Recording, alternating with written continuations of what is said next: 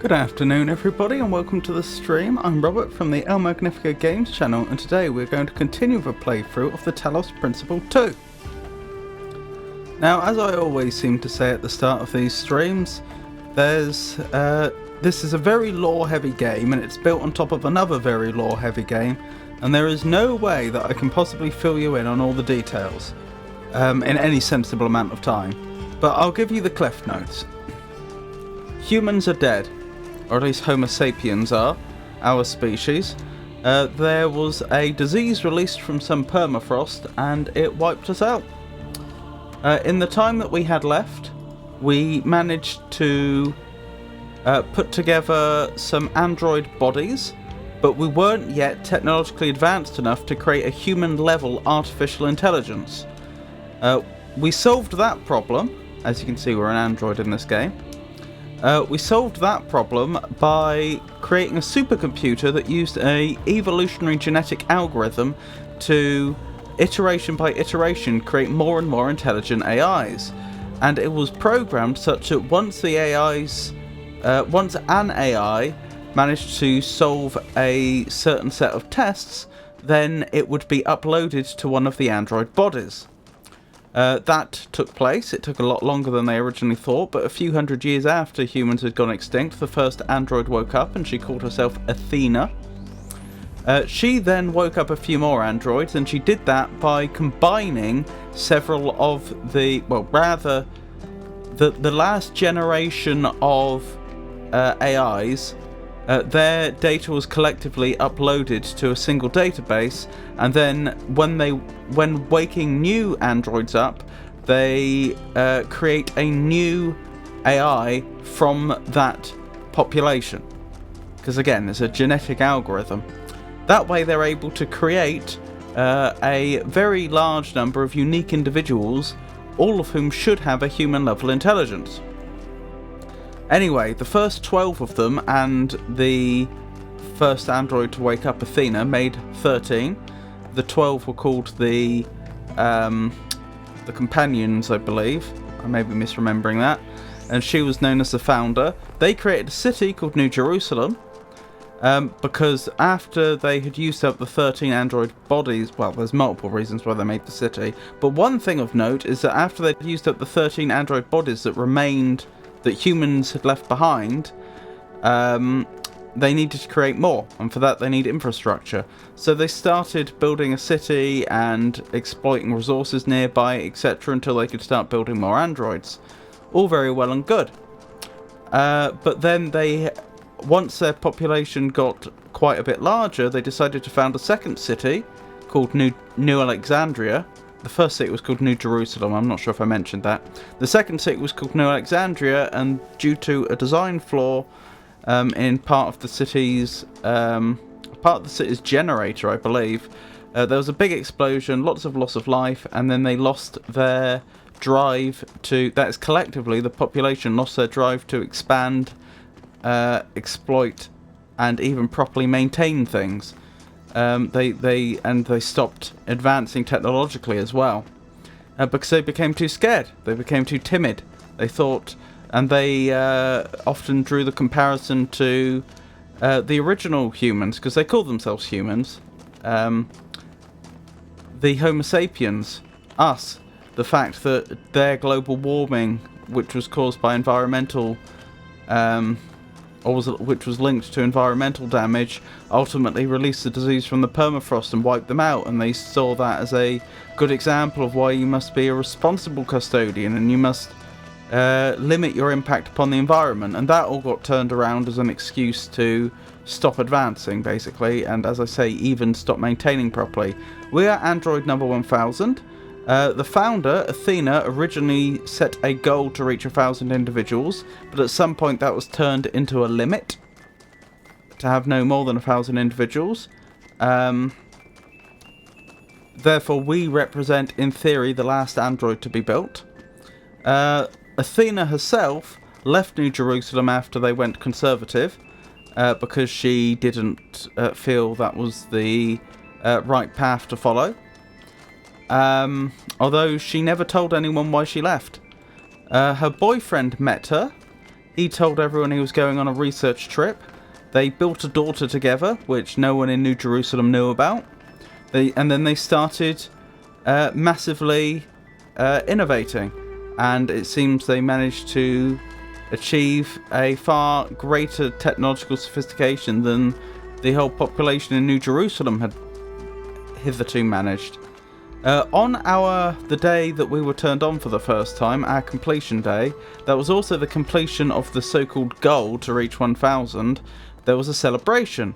During the celebration, the population of New Jerusalem was approached by some holograms in the sky. This is not technology that they have. This was from a much more advanced group than they were. Turns out it was from,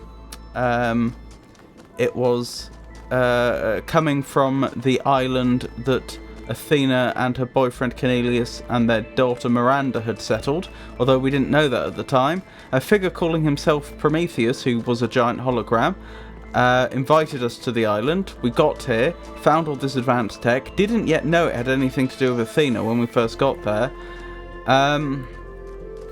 Started exploring, and we discovered that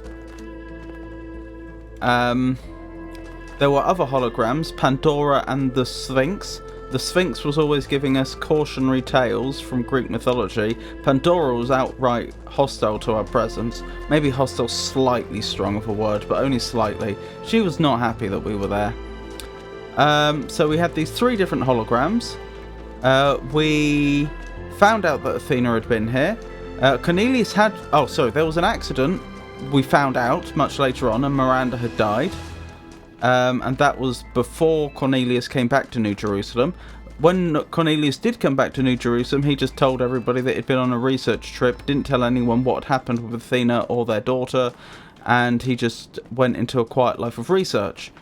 Now we knew that wasn't true. We went to New Jerusalem, tried to speak with Cornelius because we wanted to know more about what happened. He was gone. He'd left. We managed to hack his computer and find some notes that basically said he was trying to reverse engineer some of the stuff that Athena had built to try and get to a particular location within the ruins, because this whole area they've built is in ruins. No idea what that's about. Presumably we're going to run into him sooner or later, but we don't know what he's doing or why. We don't know what happened to Athena since Miranda's the records we found on the island so far end with Miranda's death. We don't know what happened after that, other than the fact that Cornelius and Athena were quite unhappy, understandably. The group leader for our exploration team got cut off from the rest of us and has been lost ever since. And we also found a physical giant statue of Prometheus, who we freed from chains, and then it turned into a moving creature whose form was very similar to the hologram we originally saw. As in, it was glowy and purple and so on. So we've released Prometheus because apparently we're going to need his help in the future, probably to help deal with Pandora. We're still not entirely sure what's going on there, and I think that's the story so far. Goodness me, that took me longer than normal. That was 12 minutes. Anyway, we've just arrived in this area. It's the second area in the west. We've already done northeast and south, so this is the final region to explore, and the second of 3 parts of that region. Let's get into it.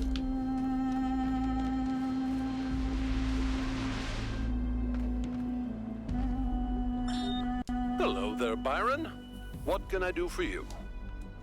I don't know if I got through to Athena. Things are going very wrong in this city, and she has to do something about it. Does she? Who else are they going to listen to? Well, I don't know. How about you?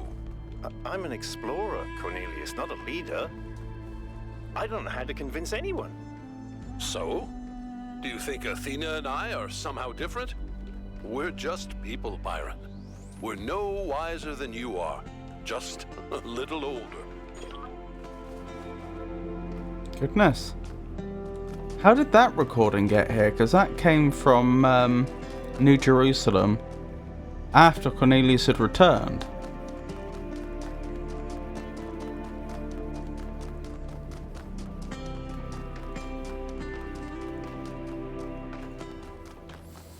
So it's not clear to me how that recording is here.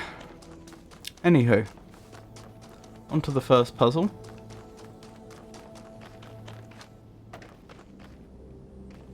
That's interesting. What on earth is going on here? I probably shouldn't just step into this, but I'm going to just step into this. Okay, no harm came to me. Why is there a blue line? Like, what is it? I can't physically... Obviously, because this is a video game, I can't physically touch this. It would be interesting to know if it has the same texture as the stone. Is it a light that's being projected on top of it? You'd assume so, since it's affecting the grass as well. I don't know where it's coming from. There's no obvious source for that light. I wonder if it could be something inside the puzzle that's having an effect outside.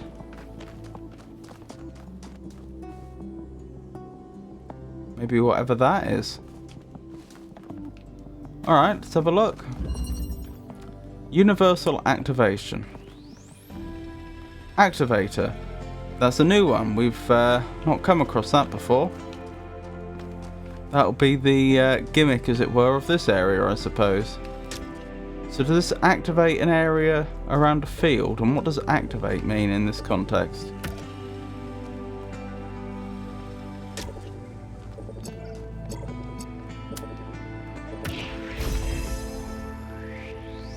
Wow. Okay, so we get a blue signal to an activator. And what, it deactivates anything it touches? I guess so.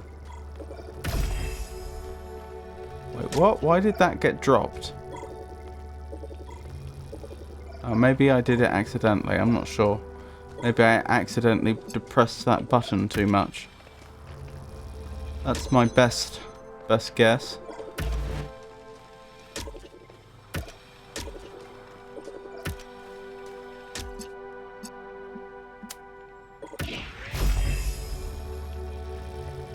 Ah! You can activate the red one, can you? So we can chain them? That's interesting if true. Yes. Huh. That's interesting.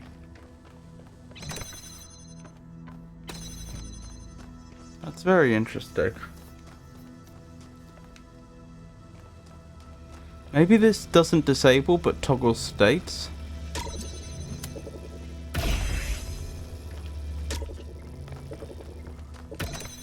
Solved.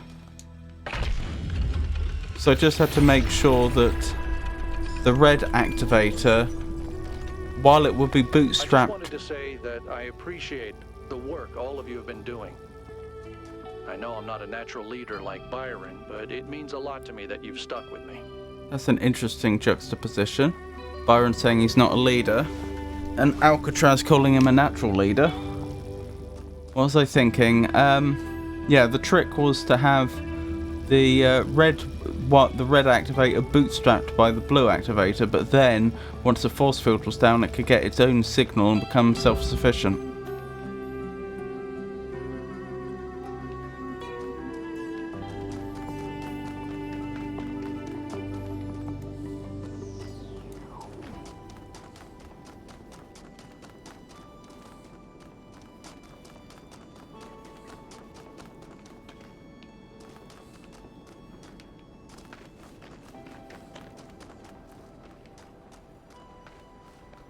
Quite the view.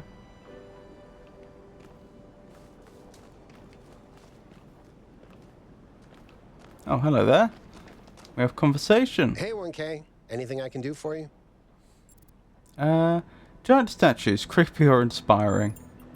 I think they're both? inspiring. What do you think?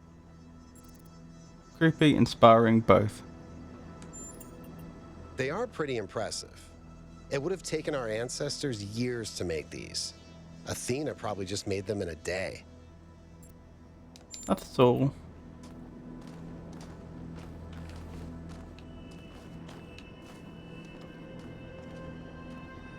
I guess they are a little creepy as well.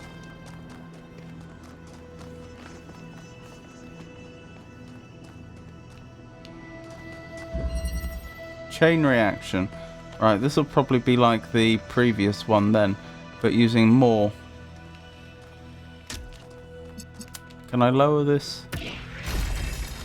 Yes, I thought so. That was a portcullis that I could lower.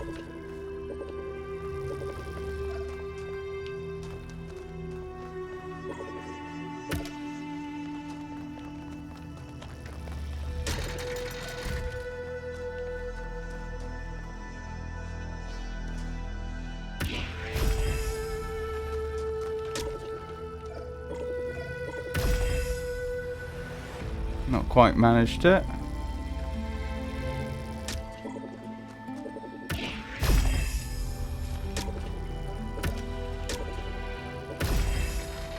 Excellent, just barely managed it. And then I have to make it over there, do I? That's going to be more difficult. Probably easier if I lower both of them.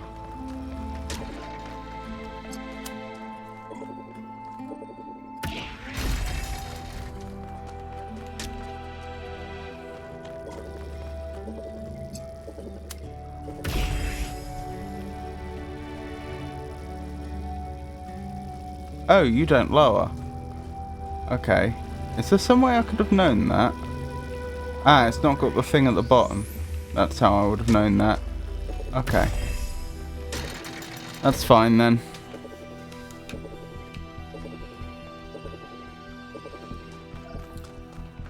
Guess we are going round.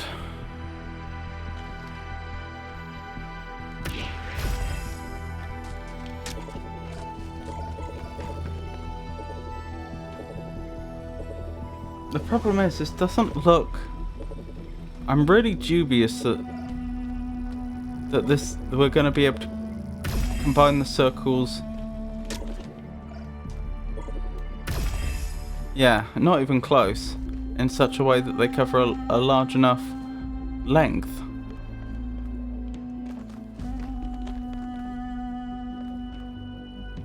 If I take this down, do the other two stay up? No. So they can't be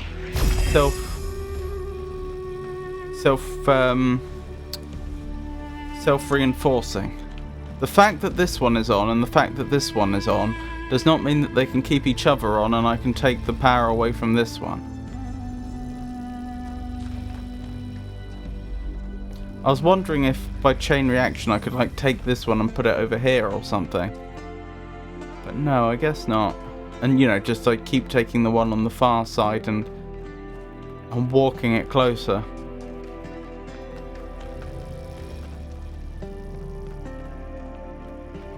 Couldn't really get closer to the pillar, or not by much. I think I'm missing something. I don't think it's that I could be wrong. I don't think it's that I just haven't implemented this one well enough. But I have the right idea. We're so far off, I feel like I'm missing some other idea. Wait, can I? No, I can't connect you to you.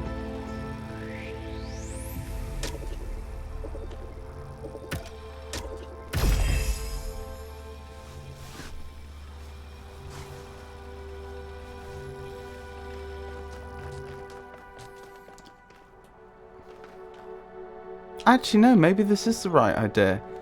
Maybe I did have the right idea before, now I think about it. What I overlooked is it doesn't matter if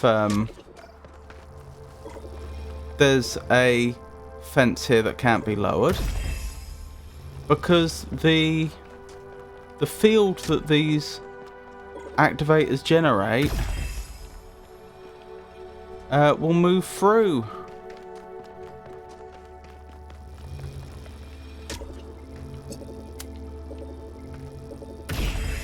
Solid objects.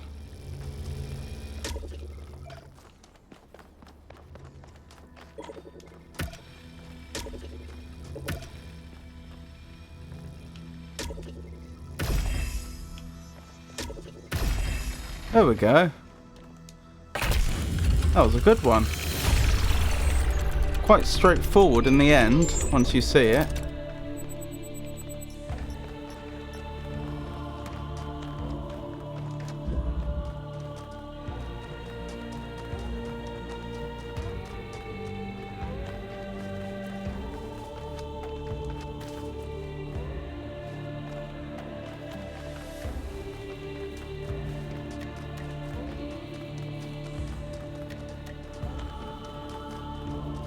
Hello there, Alcatraz. Oh, nothing to say for now. Oh, a lore dump. What lore are we going to learn today? Okay, looks like I'm going to have to... I mean, I could transliterate this myself, but it's enough that I'd rather just look it up. Hey Olivia, it's lovely to see you. The game's good so far. I'm a bit tired, to be honest. But we're getting through it. It's interesting. Talos to Anthropos.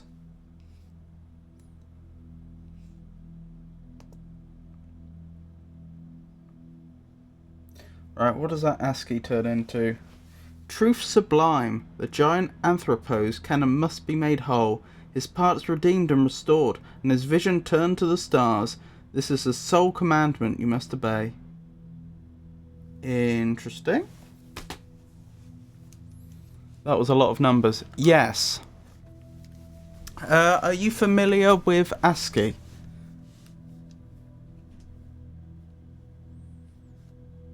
Is that a term you recognise?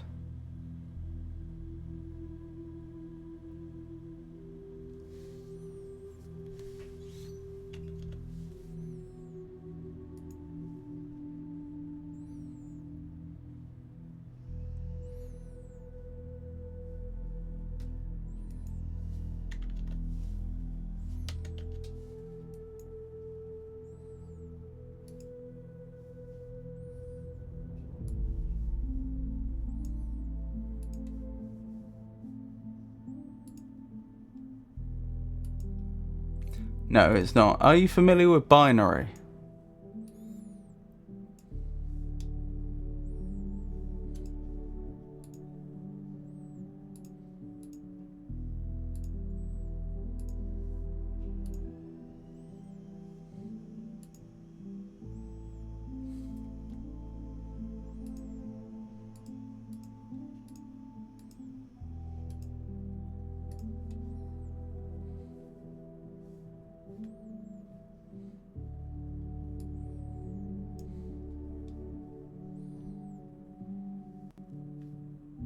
I know what it is, but I can't read it.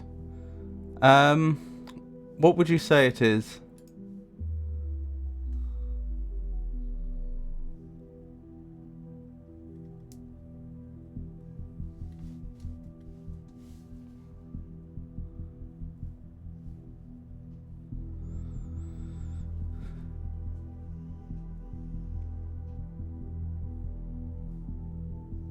If you don't mind my asking.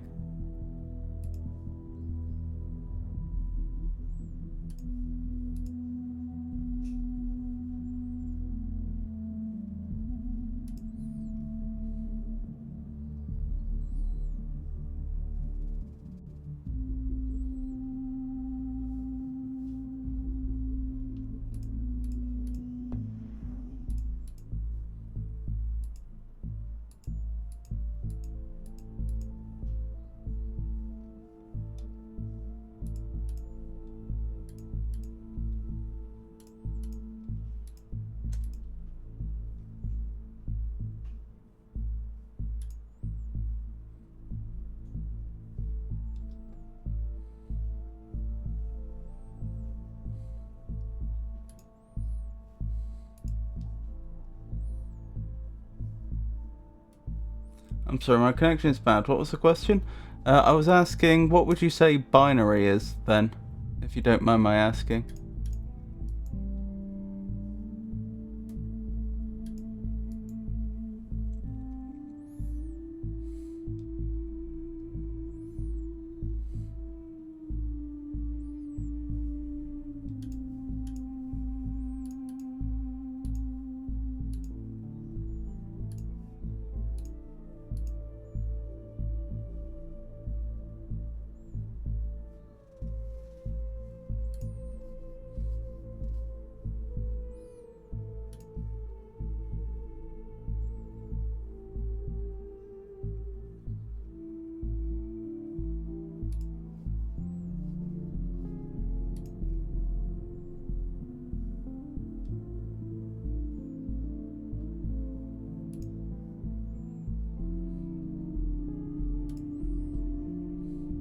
A language of numbers, to my understanding. Sort of. I'll try to explain this clearly and quite quickly. So when we usually write numbers, 0, 1, 2, 3, 4, 5, etc. Once we get to 10, we suddenly write 1, 0 instead of some other character. This is arbitrary. There's no specific reason why we should suddenly decide that 9 has its own symbol, but 10 should be 1, 0. In mathematical language, this would be called being in base 10 or having a radix of 10. You don't need to know that, that's just the jargon they use. All it means is that 10 is like the special number where we suddenly go to having 2 digits instead of 1. Supposing instead we said that 2 was the special value where we suddenly go to 2 digits. So you'd write 0 as 0, you'd write 1 as 1, but 2 would be written 1 0, the same way we would normally write 10 in decimal. That's the normal number system we use. 3 then becomes 1 1. 4 is 1 0 0, and so on and so forth. That's binary. Why would we care that you could construct a number system in binary? Because that's a fair question. Just because you could do it doesn't mean you should. Ultimately, it comes down to when dealing with electronics, it's a lot easier, usually, to deal with 2 values rather than 3 or more. So, for example, if you want a very simple way to transfer data would be to say that if the voltage is high, we call it a 1. If the voltage is low, we call it a 0. You're effectively seeing if the electrical current is on or off. That's a lot easier than, say, having a 3-valued system where you have like high, middle, and low. Or worse yet, a 10-value system like our decimal. Imagine trying to write electronics that can detect accurately 10 different levels of signal. It's far easier to just have on or off.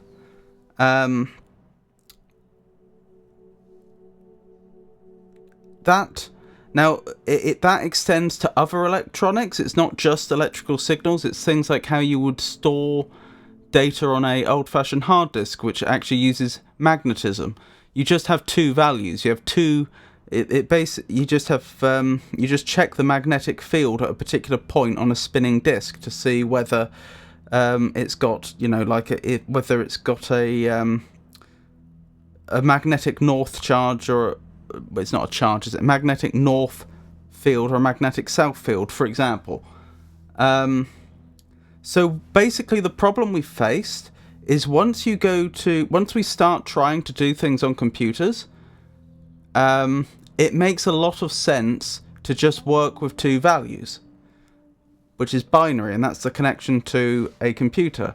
So now, supposing you want to store text on a computer somehow, supposing no one's ever done this before, but you have a computer and you want to find some way to represent text. So you have the idea of having this spinning disk which contains different locations on it, either a north magnetic field or a south magnetic field as you read it, using like a little needle that can read magnetic fields. How then do you actually on that disk store text? Well, you end up having to assign numbers to everything, and it's going to be this little table here actually shows the numbers in what's called hexadecimal, which is just a 16-valued system. That's just because it's quicker to write, basically. Internally, it's all in binary. So what you would say is, in the case here, we're going to assign 8 bits, a bit being a on or an off value, 8 bits to each character. And then we just have to assign some arbitrary combination of numbers to the letters. So for example, if you wanted to write Olivia, you might go for a capital A. Well, in this case, they've chosen the hexadecimal value 42. That's not 42 because, as I said, hexadecimal is a base 16 system. But this would ultimately be in binary. In fact, I could work out in my head what that would be in binary if I wanted to. What would it be? It's going to be... I think it's 0, 0, 1, 0,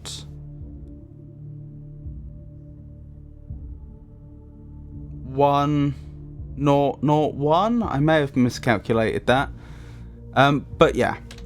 So the point is, you just say, we're going to arbitrarily say that a certain combinations of ones and zeros is going to correspond to the letters. And then you would say, well, we've got the capital A, now let's go for the lowercase l, and so on. So that an ASCII is a system for doing this, because I say it's arbitrary. You could assign the letters and numbers any way you like, if you wanted. But it helps if everyone's doing it the same way. Because then you could, for example, transfer files from one computer to another and they can both read it. If every computer had its own way of encoding text files, it would be a problem. Anyway, so all these numbers, and I know these look like letters, like 4E, but again, it's actually in hexadecimal. I'll tell you the one thing I didn't explain about hexadecimal that I should have done is it's base 16, so 16 is the first the first number where you go to 2 digits. They use the letters A, B, C, D, E, and F to make up the values that you wouldn't otherwise have. So like A is 10, B is 11, C is 12, and so on. It's just a convenient, because rather than inventing new glyphs that don't already exist, they just reuse the alphabet instead. Anyway, so all of this is actually just text. They've just presented it in a very awkward way. And this was like a little... In the first game in this series, and in this game as well, they often show you ASCII alongside actual text. And I think the conceit of the game world is like, oh, it's corruption of the data. Like, this was originally one text file, but now data from another file's bleeding in, but it's not displaying properly. That makes no sense. That is not how a system would break. Because ultimately, for a text file to display this, that wouldn't be the binary value of 5. That would be whatever the digit 5 gets turned into when you represent it in ASCII, if that makes sense. If I go back to to this table, obviously in text files it's useful if you can actually write numbers. So for example, 5 is 35 in hexadecimal. In decimal that would be 3 times 16, which is 48 plus 5. So that's going to be 53. So the value 53 happens to correspond to the text character 5, and so on. That's what I'm getting. That's why this doesn't make any real world sense. There's no way a text file could get corrupted in such a way that all the values it stored then get turned into, basically get re-encoded again, if that makes sense. So that you read each of the values and then say, now if I wanted to write that in a text file, how would I do that? But that's what they do in this game. And so I end up having to spend some time trying to... When I play this game, unfortunately, I end up either transliterating this back into text myself, or I just look it up online. With a longer... When there's more... when it's a long one like this, I just can't be bothered to type it all out. Because I can't copy and paste. If I could copy and paste this, I wouldn't mind so much. I can't be bothered to type all that out, so just look it up online. You're a very intelligent person, if you don't mind my saying. Well, I don't know about that, but thank you. +5 proficiency. May I ask, did that all or mostly make sense? Because I do actually care about, transmitting knowledge.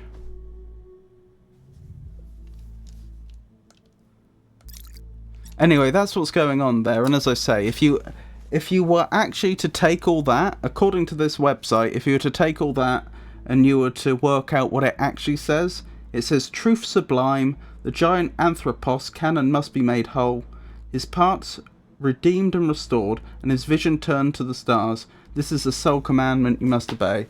That's what that says. The folly of time. from 42 Tales by Athanasius. There's a number there, which means this is one of the androids. The Spirit of Time was angry at Straton of Stygira for the old philosopher to ask questions that were forbidden. If man is no more than dust, it said to him, then I shall turn you back to dust, and my winds will disperse you to the far corners of the world. Thus you will be nothing, and your questions will trouble me no more. And so Time did, and Straton of Stygira was nothing. But Straton's voice did not cease, and Time was perplexed. All across its domain it searched for Straton, yet it was nowhere to be found. Only his books remained, and of these men made copies, and Straton's voice grew louder. Now Time was furious, but Straton laughed and laughed and laughed. I couldn't necessarily regurgitate it, but I have some understanding. Okay. If you're interested, by all means ask questions. I am happy to explain further, but I also appreciate that sometimes I may speak very passionately about something that other people perhaps aren't so interested in. From Mitku. From Mitku to Athena. Dear Athena, Byron once asked me why we seem unable to perceive the dam. I asked him what he meant, and he said that people cannot seem to really grasp the dam as an object. They can be moved by the sight of a mountain or a gorge, but the dam seems insignificant to them. Look at it, he told me. Just look at it and try to understand that people made that. Try to really see it. It took me a while to fully understand what he meant. It takes conscious effort to open one's mind to the ecstatic beauty that is hidden in every human accomplishment, and further conscious effort to maintain this ability. If only we were capable of seeing this beauty by default, the world might be a very different place, but it seems the ancients had the same problem. Why am I writing this to you, who may not even be reading these messages? Because today is one of those days when it feels like I'm the only one who still sees that beauty. I tried talking about it to Linux, but while I admire her principles, she isn't open to a more poetic experience. Or perhaps I just expressed myself awkwardly. I don't know. All I know is that it's hard to see something so beautiful and not be able to share it. Respectfully, Mitku.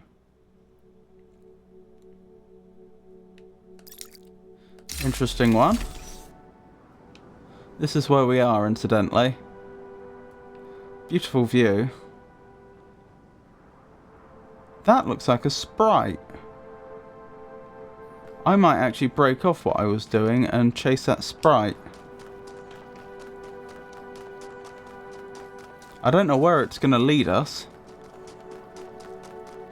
I'm going to have to work out how to get to where it is, though. Because it's over there, I think. I appreciate the explanation. Numbers are not my strength.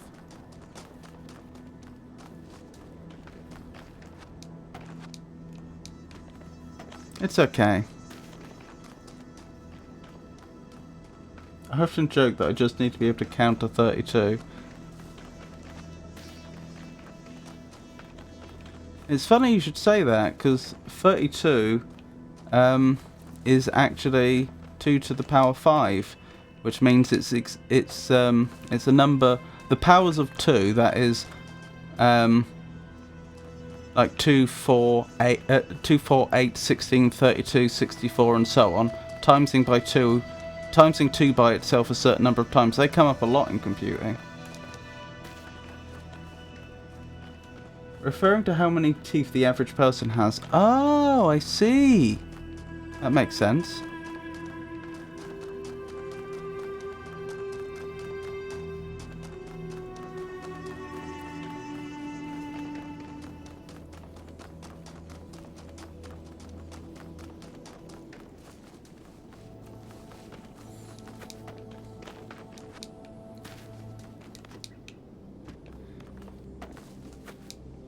It's kind of unfortunate that that document I had there, which I'd written before, only contained hexadecimal.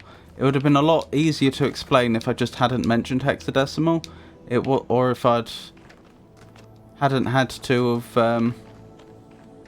gone into so much detail. If you could just see the binary, it would have probably made more sense. But never mind. The reason why hexadecimal gets used in computing is because writing everything out in just ones and zeros tends to take up a lot of space. Like if you wanted to write, I don't know, say 100 in binary, well, in decimal we use 3 digits for that. It's 100. But in binary, that's going to end up being 6 digits. It's going to be something like 110010, I think. No, 110 110100, I think. 110100, I think. The point is, it takes up a lot of space. You can write, but the funny thing about hexadecimal is because the base 16 is a power of 2. It means you can always represent exactly 4 bits of information in just 1 digit. Whereas with decimal, because it's not a power of 2, you don't get that niceness. Like, there's not an exact number of binary bits that correspond to 1 decimal digit. The point is, it's a convenient shorthand, basically. It doesn't change what's actually going on disk, it's just a quicker way of writing the same thing. Sorry, I went on a bit of a tangent there. I hope I wasn't too confusing or boring.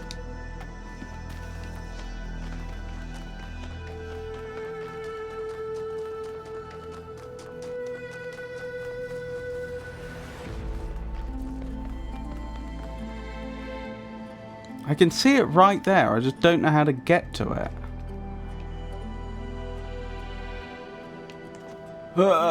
Nope, that's not the way. Maybe up this side. I see.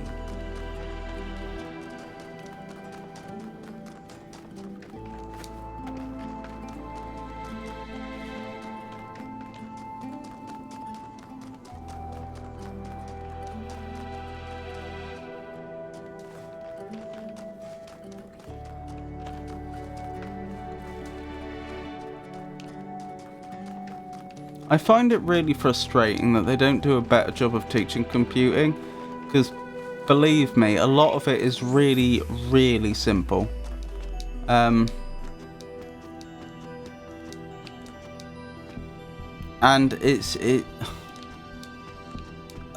unfortunately, there's a lot of trying to make it seem a lot more complicated than it is, so people don't try to do things themselves. When in reality, if people were actually taught computing properly, they would realize how simple so much of it is and be able to do a lot more themselves, and their life would be a lot better. You're good. Personally, I don't mind. Honestly, I'm kind of hoping some of your intelligence rubs off on me the more we converse. Unfortunately, I'm not all that intelligent, but thank you. Sometimes new citizens come to me and they want to learn from me. My work appears to have created a legend of sorts. In these moments, I understand your situation. I want to teach them, but what they must learn the most is independence of thought. How does one resolve this contradiction? They wish to come along on my journeys, but I do not need a group of fawning acolytes following my every step. A journey truly worth undertaking is rarely easy. And so, I have begun to think of a much greater challenge. A journey that is almost impossible, to the far ends of the world without any mechanized means of transportation. This will be a true act of faith, and they will learn a great deal from it, if we survive. I may. Incidentally, because we're going up an arm here, I'm wondering if this is actually the same statue whose other arm we saw the sprite by. Honestly, oh sorry, I've already read that.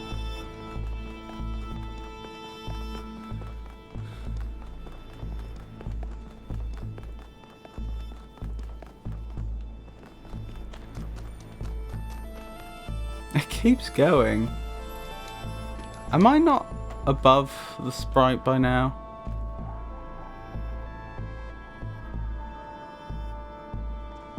I feel like I probably am, but I've lost track.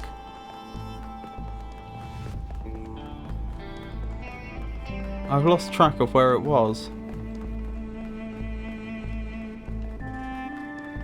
Ooh, that's nice. I didn't know that. If we go into a dark place, we automatically turn a torch on.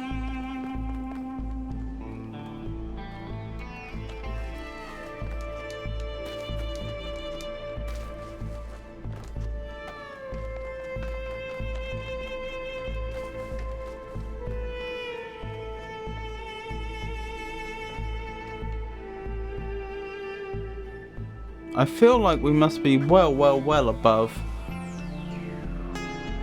where I saw the sprite.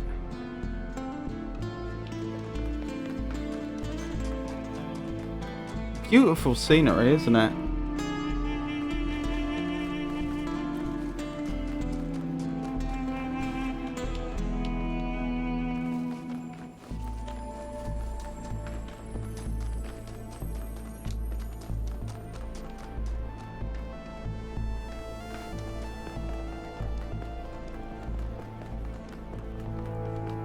Ah, that's where the golden doors are in this area.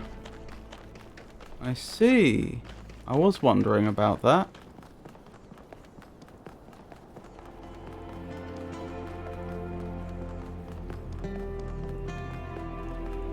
Ooh, another lore dump. It really is.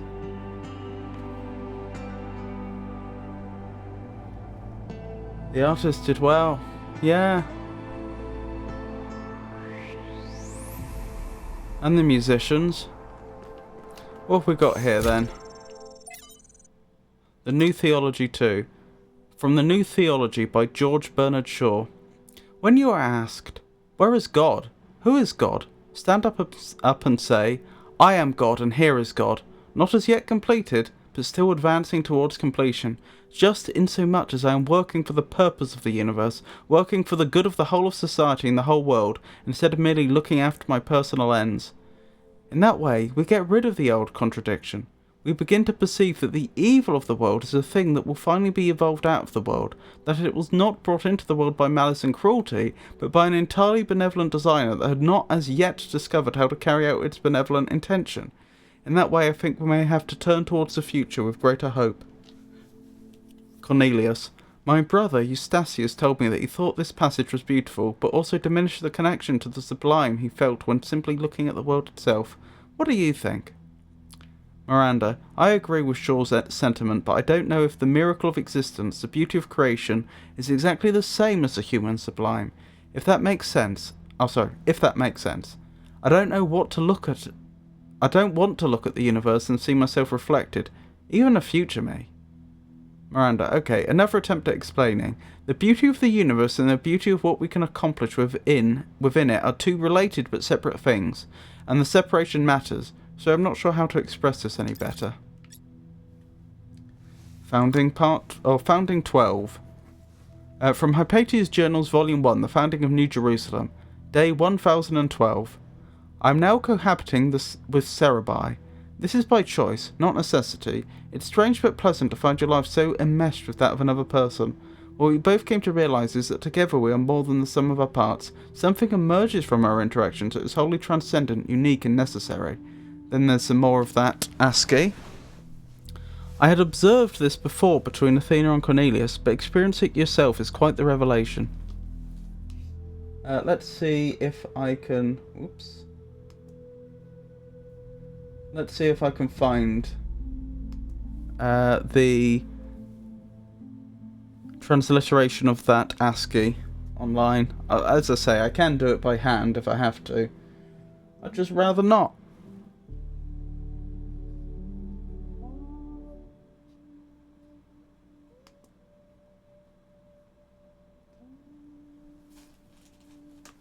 Homo sum, humani nihil ami alium puto.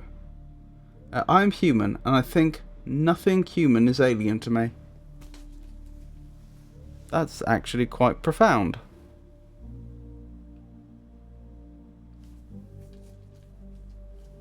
Apparently that's attributed to Publius Terentius Afer, Heaton Timorumenus.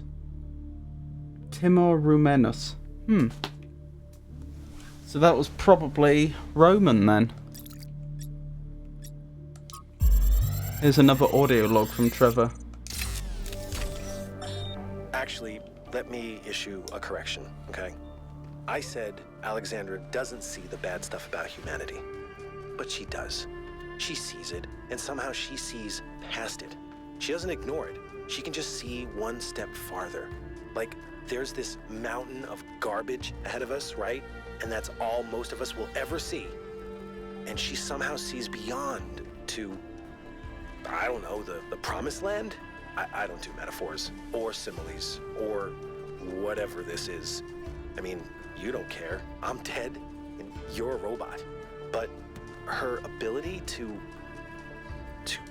look reality in the eye, to see all the bad stuff out there and still have hope. I mean, it's amazing. I mean, I think that's why you know what? Let's not go there. There's still so much work, and Chernyshevsky doesn't have much time left. Well, I mean, who does these days? This is a very interesting game. I think so. I agree. I think it's very interesting. Oh, right. What puzzle do we have this time? Slide. So that's where I'm trying to get to. Presumably, I don't actually know how I drop that force field yet. I don't see a way. What have I got? I've got 2 connectors and a box so far. Ah, a fan. And a pressure plate to power it. Okay. Oh, I can go over here. So there's at least 2 areas here that I have access to. Ah, we have an activator. That's interesting. Another box in here. And another fan.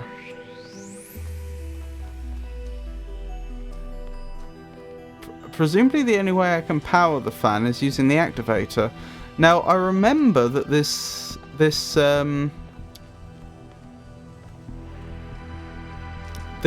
puzzle was called Slide. So I'm assuming I'm supposed to put something on here, possibly the activator, which gets hit by the fan and then gets slid through this force field, presumably. Perhaps if I put the activator on top of a box, it can power the fan that slides itself out of there? I don't know.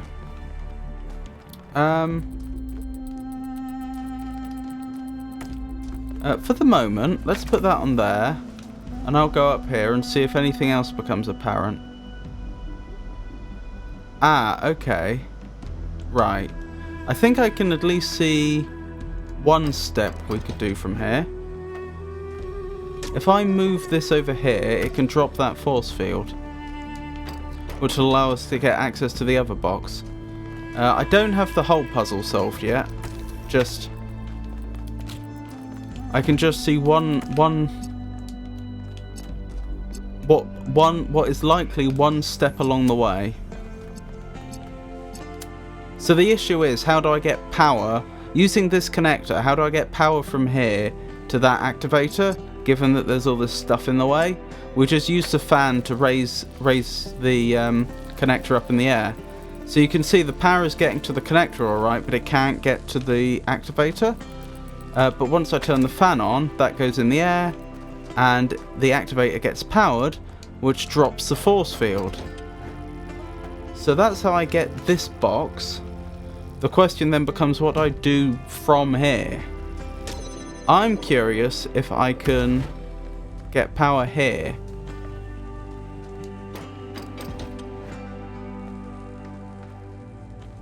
Not straightforwardly. Alright, let's try something slightly different. Can I drop this force field even for a moment?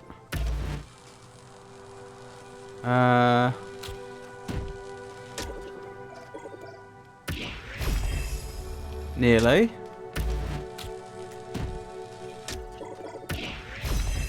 There we go, force field's down. That would allow me to get a connector in here. Oh, no it wouldn't, because then the force field's coming back up. Can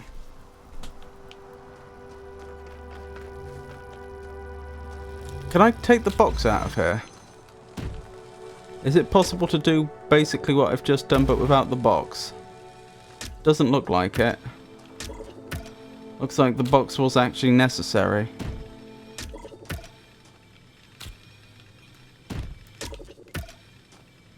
Oh, whoops. I disconnected that accidentally. There we go. Let me double check.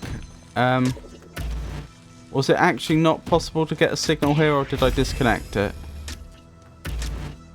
Looks to me like the developers have worked out the distances exactly so that I can't drop the force field without... yeah, without the box. Okay. That's fine. I'm not sure whether dropping this force field is the next step then.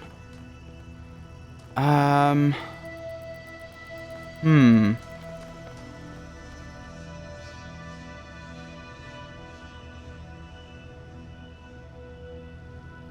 pretty sure to complete this, I just need to get this activator, this, over here.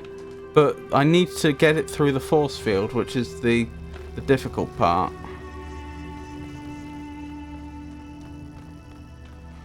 So the problem is, because of this fence here, if I put the box on here, that's a fan by the way, and then put the activator on top, the signal can't get to it. That implies to me that I need to get a connector in here and have that connector connect to the connector I would place in here, and have that go to the activator. In principle, that all would work. The issue is... I don't have a connector free to do that.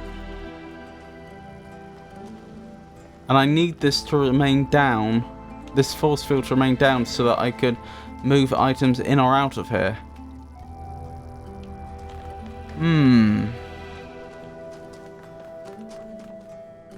I don't think I've missed anything. I can keep that fan running by using my own body weight like that. But the problem is that the moment I come off of it, the force field comes up again. Which means I can't walk this connector in here.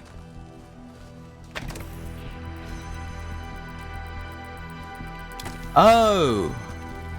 I think I figured out another step.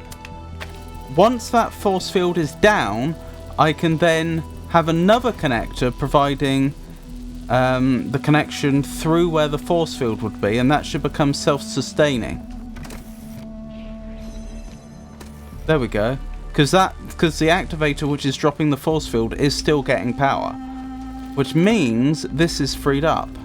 So I can run in here, and I can connect that up. Wonderful.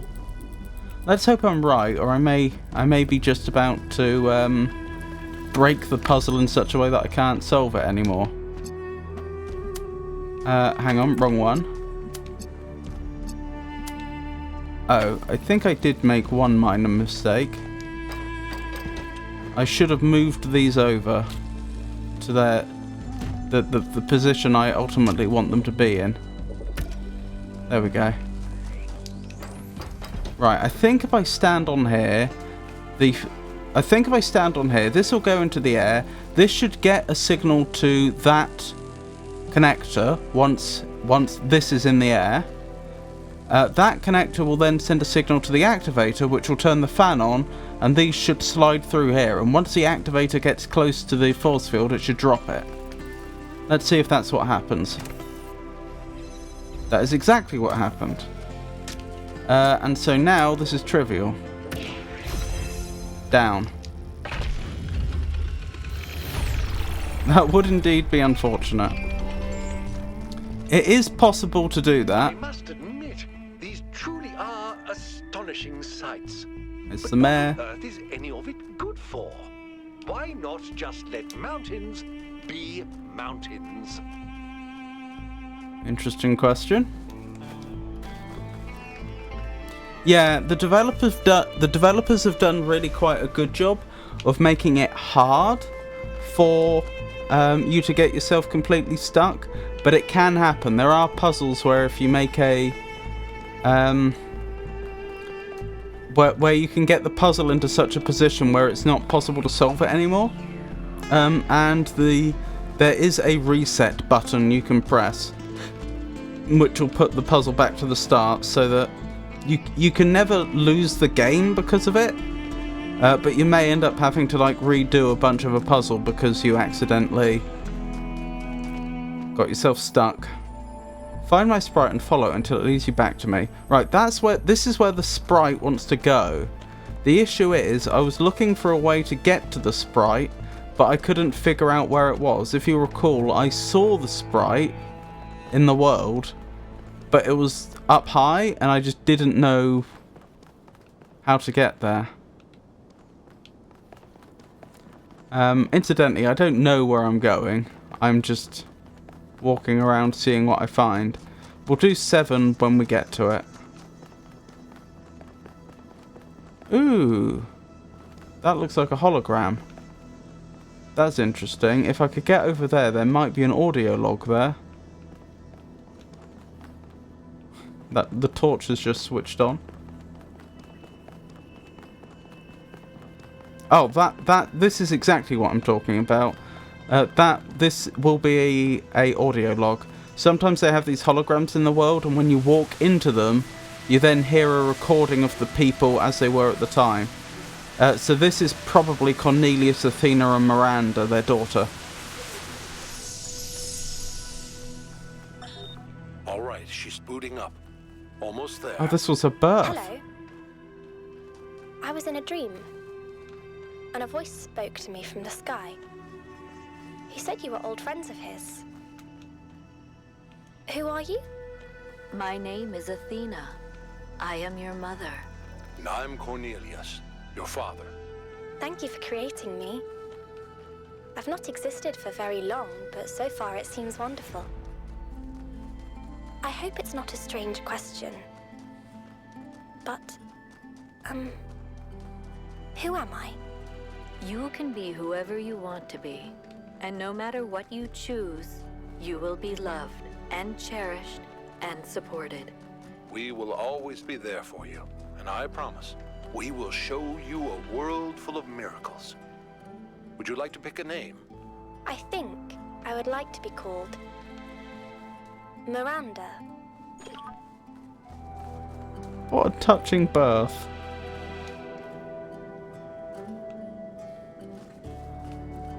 Not many births go that civilly, I think.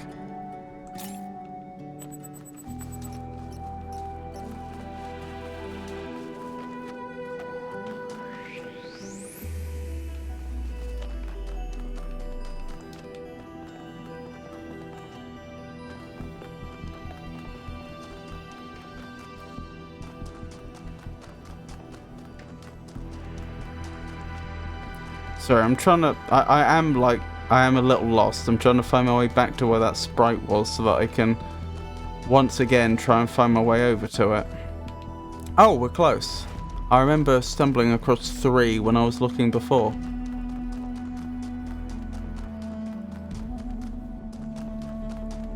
No, that little birth scene was very sweet.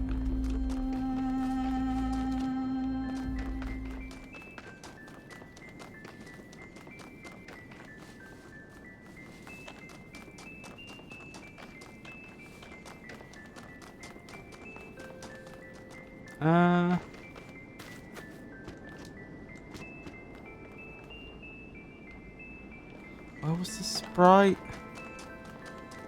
It was around here. I don't remember exactly where it was. It's not down there. Ah, was it when we climbed this we saw it? Yes, I think it was. There it is. So that's where I'm trying to get to. It's simply a geographic question of how do I get up there?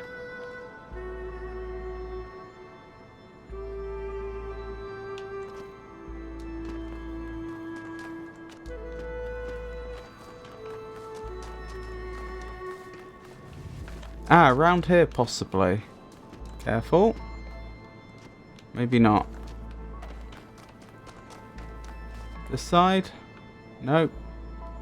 Nope, I don't think that's the way. Unfortunately.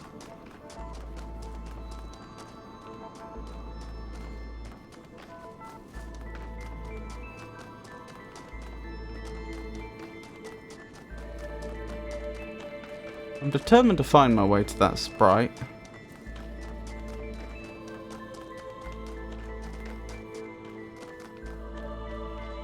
I climbed up the side somewhere around here earlier, didn't I?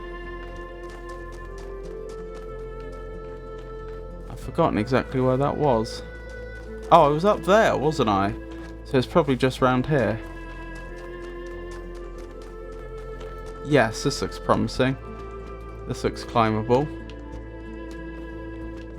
And I've noticed it's the same sort of vegetation as we saw where the sprite was.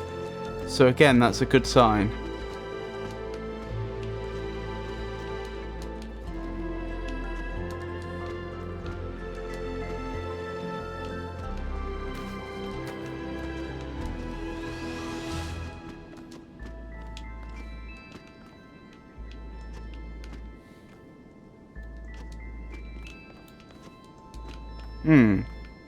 Maybe this isn't quite the path I took before.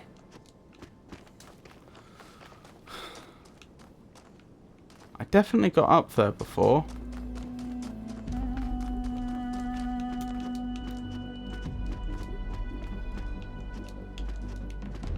So, is this game essentially androids exploring the concept of what it means to be human? Right, okay. I'll give you the cliff notes of the story so far. So the idea is that about 1,000 years before this, the game's never actually super clear on the time, but about 1,000 years ago, humans were at about our level of development. Possibly they were at exactly our level of development. And due to global warming, an ancient disease got released from some permafrost. It turned out to be extremely deadly and wiped out everyone. They did have some time, though, to do something.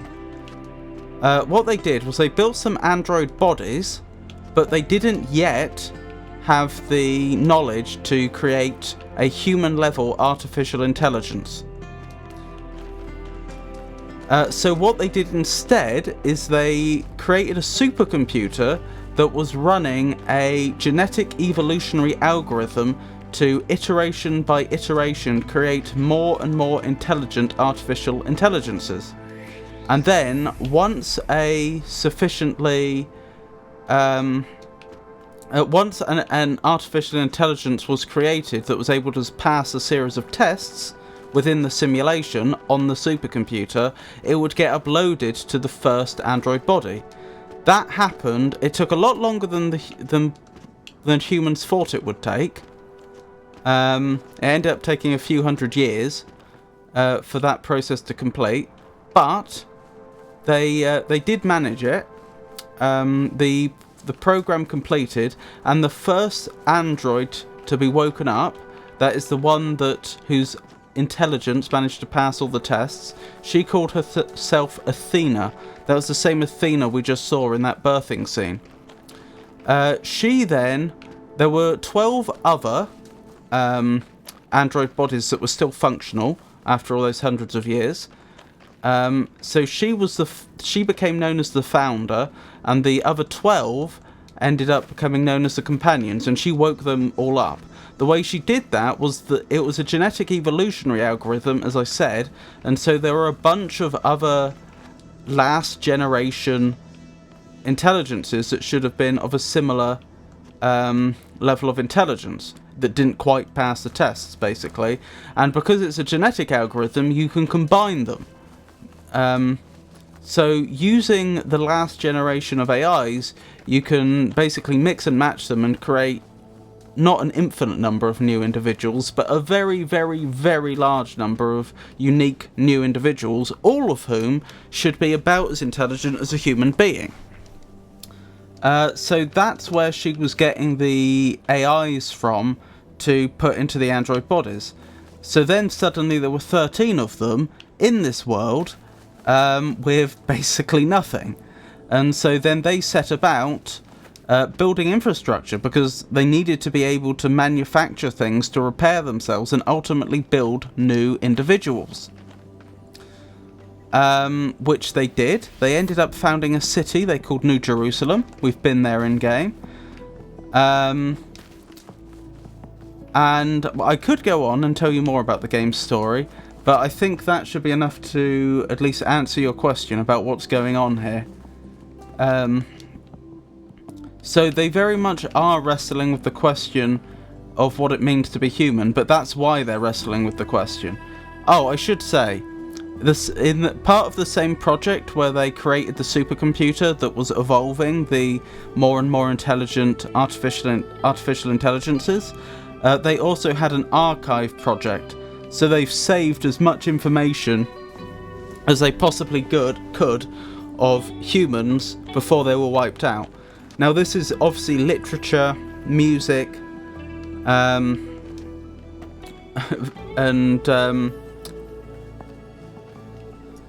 science, etc. Everything that they were able to grab before it was too late. That includes classics, but of course it also includes things like just like all sorts of stuff that was archived from the internet. So they have like comment threads from the internet and stuff like that as well. Yes, thank you. That is such an interesting concept. So one of the I could go on and tell you basically everything up to this point.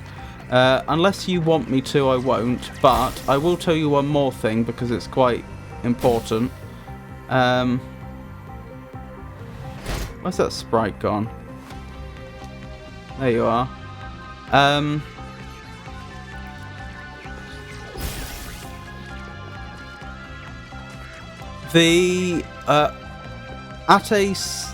Initially, when the androids were awoken, they were extremely keen and ambitious on like expanding and developing technologically and what have you. But after a certain point, when they had a certain number of individuals, they decided that they were going to found a second city.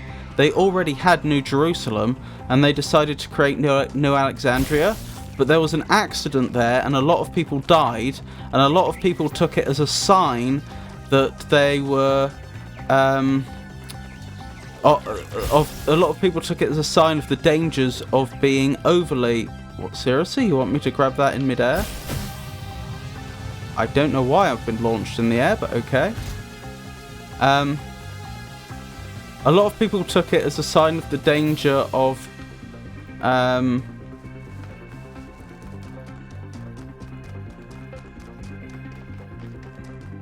not looking of too much ambition, too much hubris. Sorry, that's what I'm trying to say. I don't know why I oh, and there's our reward for chasing the sprite, a golden star. And so they then became very conservative. Cannot be found. It must be built. Blimey, thank you, Prometheus. Yeah, so they took it as a sign of being too prideful and the dangers of basically not being content with what you have. But then they then ended up linking that to like global warming and how the original humans had wiped themselves out, and you know the dangers of like messing with an ecology and having species go extinct, etc. And so they then took this as a sign that they should live extremely conservatively and not exploit resources around them and what have you. And at the point when we were created, that this is us, Android 1000. I'm not sure if you can see, but it says 1000 on our chest.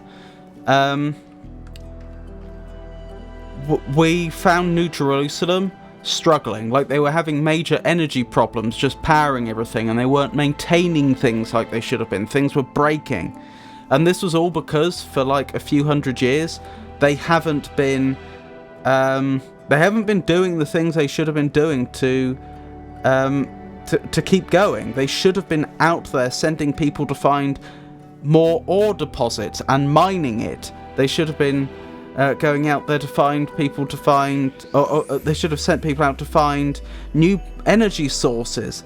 They should have been advancing their technology. They've apparently stagnated for a very long time, and so on. And so then another major question in this game is about basically the balance between being a good custodian to the planet, but at the same time not letting yourself stagnate to the point that you actually risk collapse. Because there is a danger that because they haven't advanced beyond one city, all it would take is a single natural disaster and they could all be wiped out, and then there would be no intelligent life on Earth. Yeah, don't tell me the whole story. I might be inclined to play this myself someday. Okay, this is one of the Oh, a lot of flutterbys. This is one of the holograms that doesn't have an audio log attached to it. It's essentially just an Easter egg, I think, because it's so difficult to get to. But that's okay.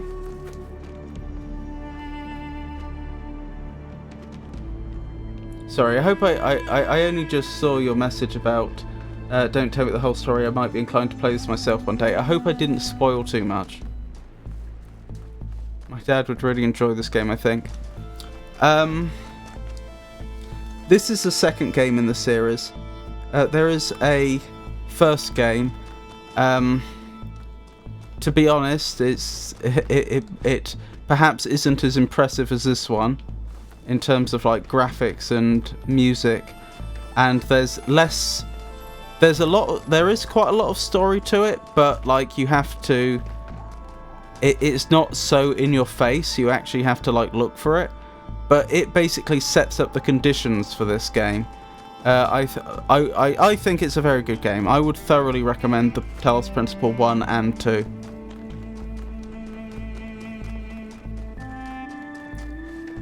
Just looking for the third puzzle in this area.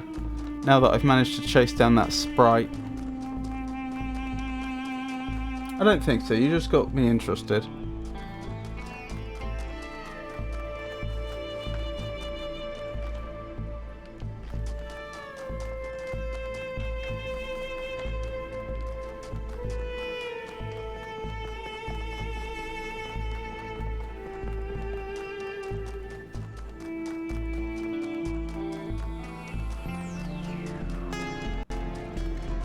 Is it round here? Is the third puzzle in this area?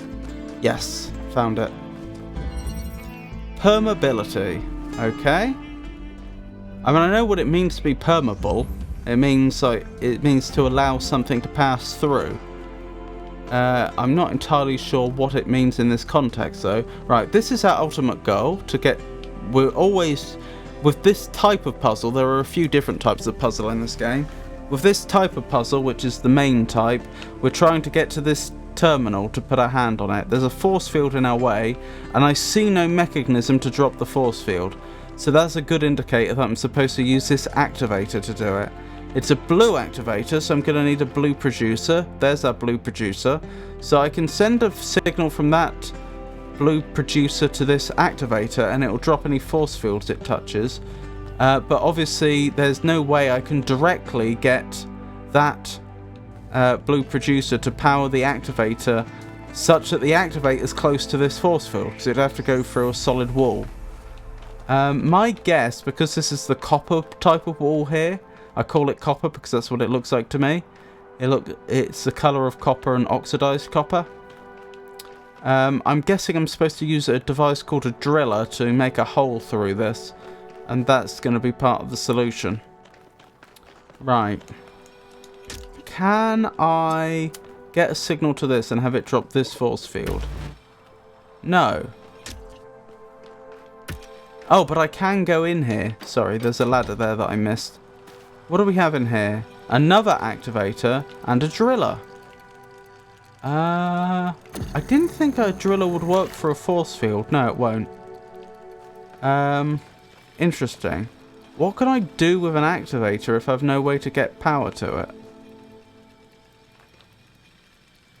Oh. I can probably chain it, actually. If I get this activator close enough to the force field that it would drop it, you can tell by the circle they draw on the ground. I may be able to get the other activator close enough to that activator to drop the force field.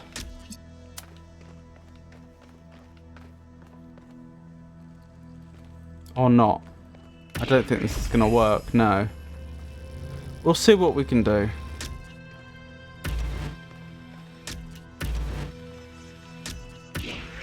Right, that's up.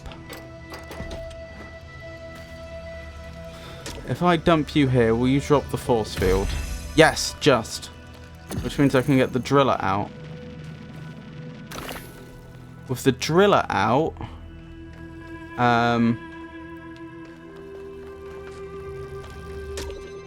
I can get a signal to it much more directly to drop this force field. And now I can pull this one out. Excellent. That's some good progress. I should have said, the purple force fields are also force fields, but the rules are different. A blue force field like this basically blocks everything. I can't walk through it, signals can't be sent through it, etc. The purple ones work differently. The purple ones I can walk through, and signals can pass through them, but items can't. So if I try to walk in here with this, it gets left behind. That's what the purple ones do. Like I said, +5 intelligence. I don't know about that.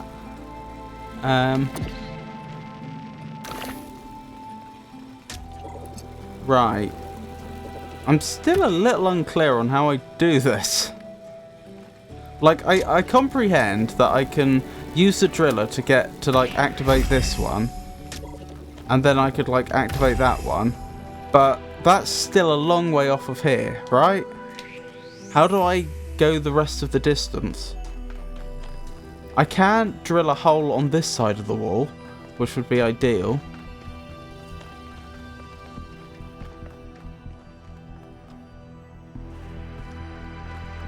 And there don't appear to be any more items in the area that I can see.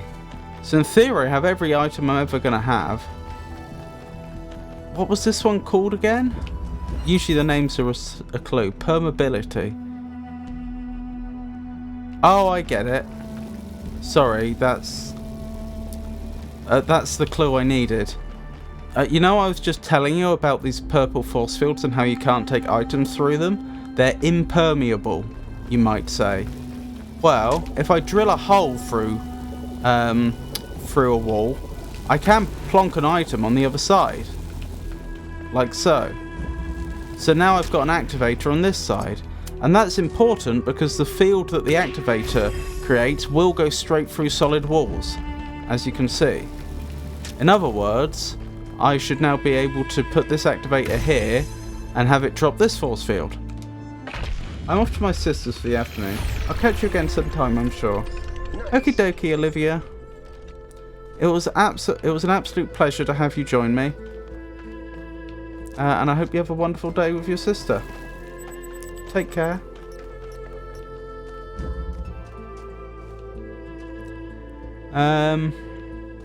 Number 4, I suppose.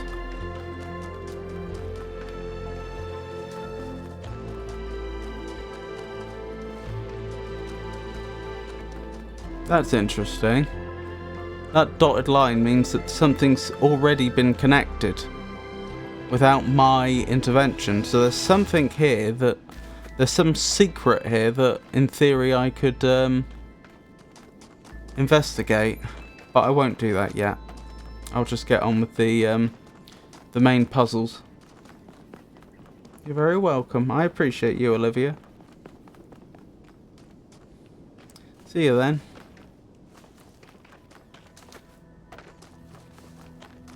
4. Conveyance.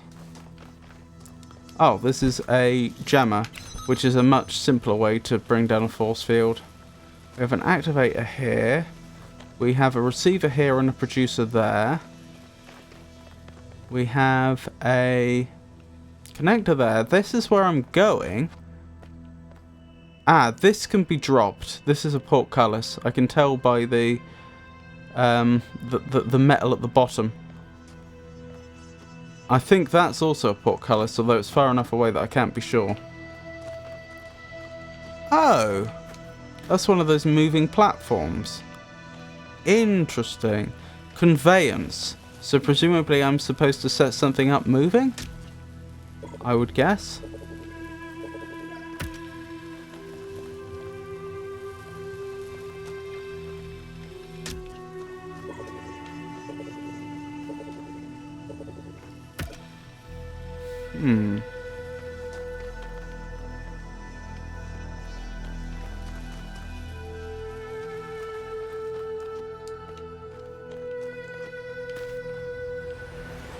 They've got me good here.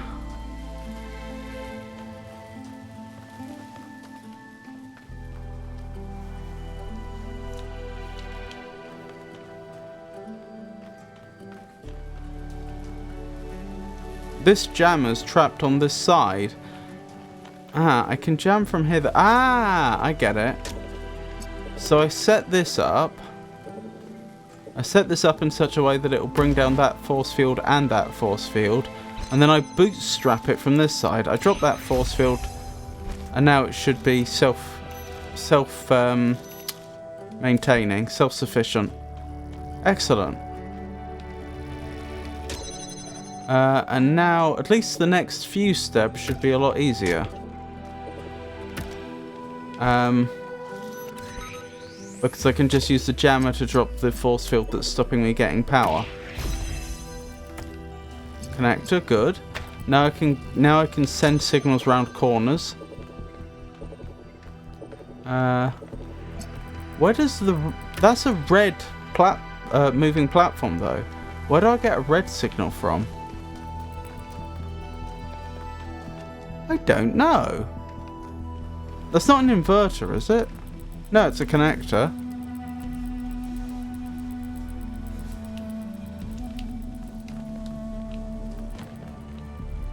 Huh.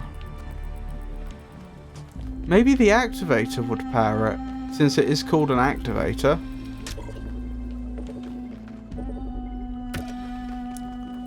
I guess we should try that and see what happens.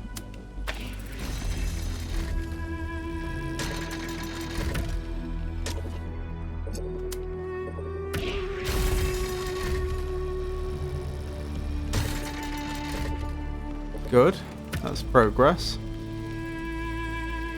Ah, I probably put the activator on top of there and then just power it. And then I think the rest will just work. I probably just follow it through.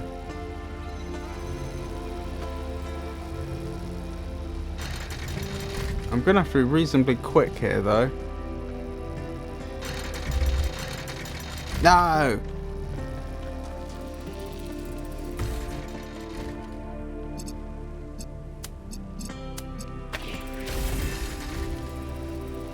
Oh, I think I see.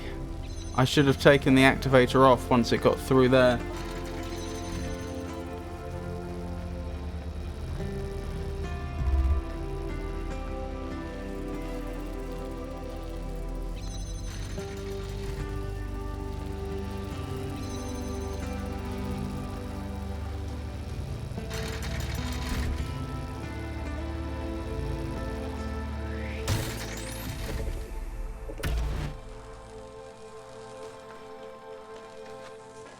Good thing I have a way out.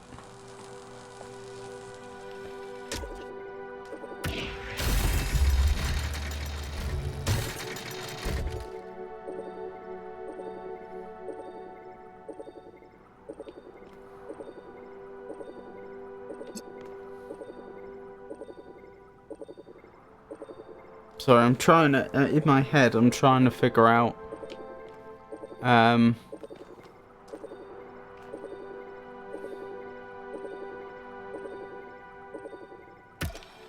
I don't know how this ends.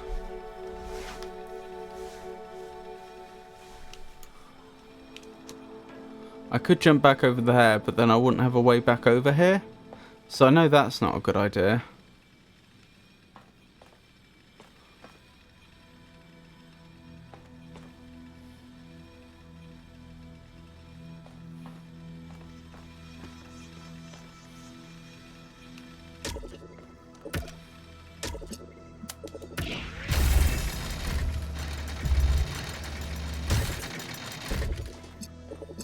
Odd that it chose to turn around when it did.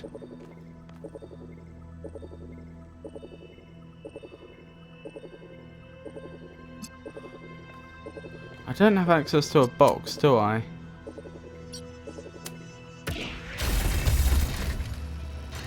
Oh, you hit the fence, that's why.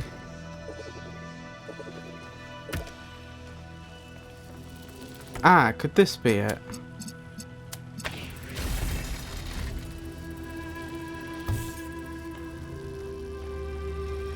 Alright, I see a minor problem, just a sec. I need this to complete its round.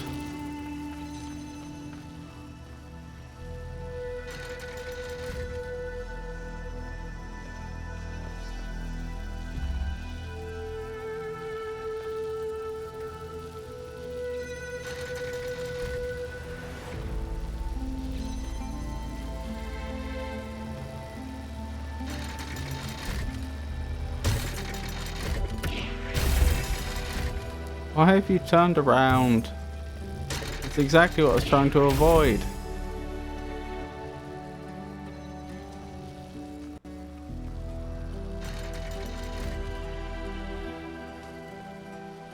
I don't think this can be right, actually. I think the only way I'm going to get the activator in there is if it goes on the moving platform.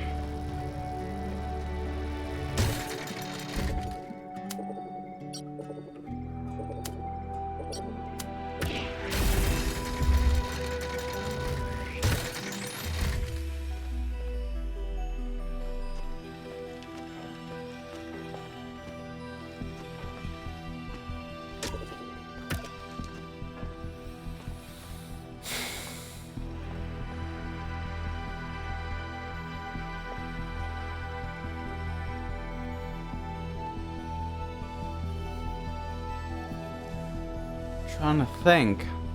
That jammer's completely tied up there. Oh no, it's... I see how to do it. I overlooked a very important fact. I overlooked the fact that I don't need the jammer if I do this. Right, that makes a difference.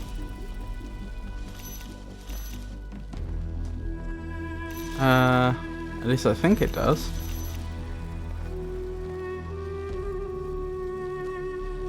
I can't jam a portcullis. Okay, maybe it doesn't make the difference.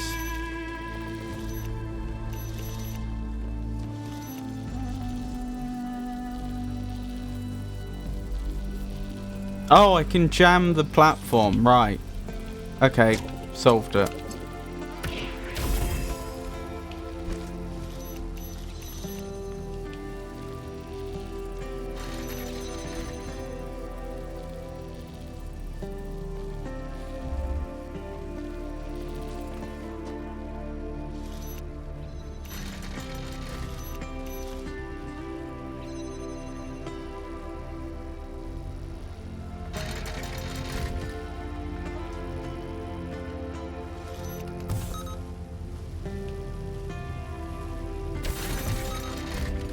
Done it. Oh, dearie me. Took a bit more thought, that one. Can I touch the bridge device? You can, but should you? Okay.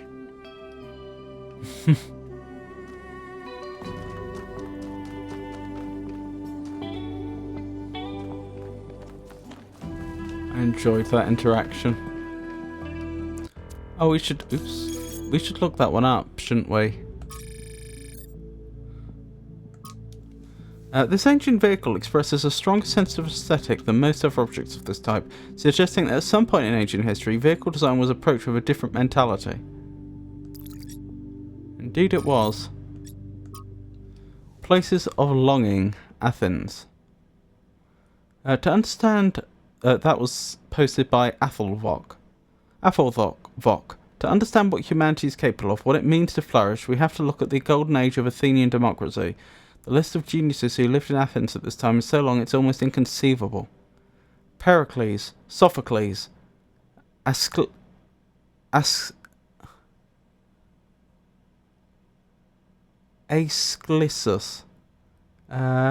Phidias, Euripides, Herodotus, Thucydides, Plato, Socrates, Hippocrates, Aristophanes, Aristotle, and the list goes on. There are people who these are people who changed world history. Without them, there is no Straton of Stagira to inspire Alexandra Drennan. Without them, we do not exist. Well, you assume that, but how do you know that in a different parallel timeline, other people wouldn't have had the same ideas at similar but different points in time, and you'd have ended up in the same place? What is a perfect time? No, was it a perfect time? No, undoubtedly not. But listing the flaws obscures the greater truth. Given the opportunity, given freedom and resources and space to grow, human beings are capable of incredible things. It would mean everything to me to walk the roads where these people once walked, to stand where they stood and think about the world as they dared to. Well, we should be able to do the last one without the others. A warning.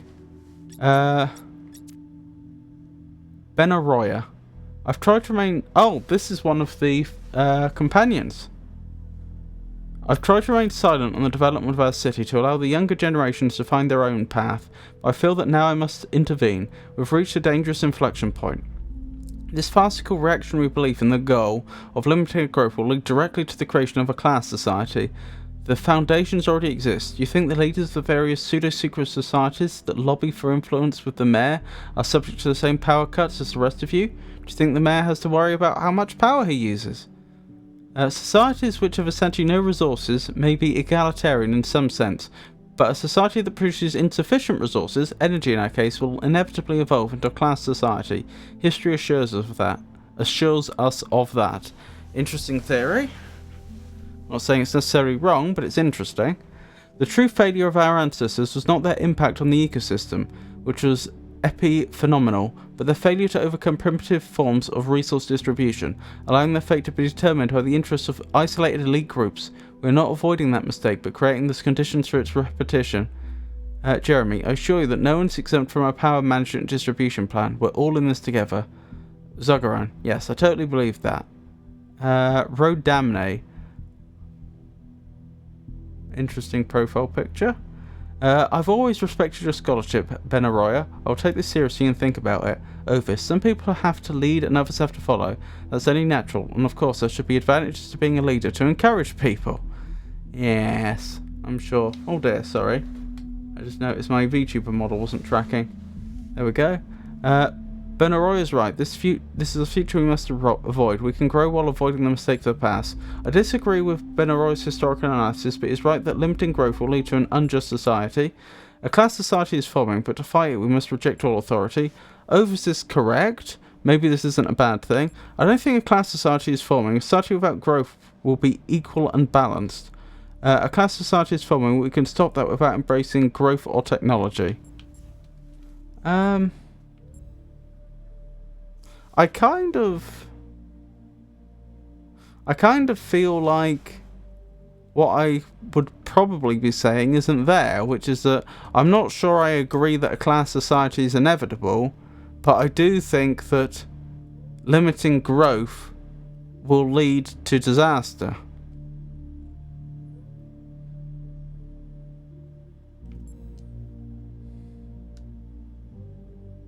I guess I'll go with number 2. I disagree with Benaroya's historical analysis, but he is right that limiting growth will lead to an unjust society.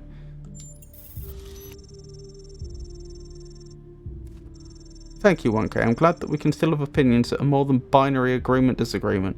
Freedom, including the freedom to disagree, is foundational to a truly thriving civilization. End of thread. I do find the way that whenever conversations seem to get interesting, the thread gets terminated a little worrying.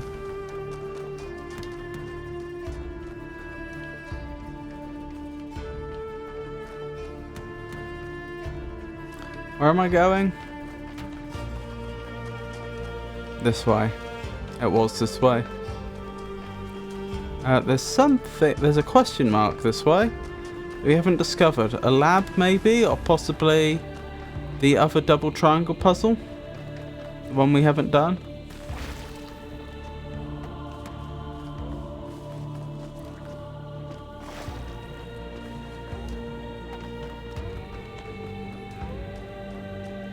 This looks like a promising direction. Ah, it's the other double triangle puzzle, I think. Yes, you can see it there, although it's not very clear because the sign's fallen. Oh, that's clearer. 2 to 3. Okie dokie.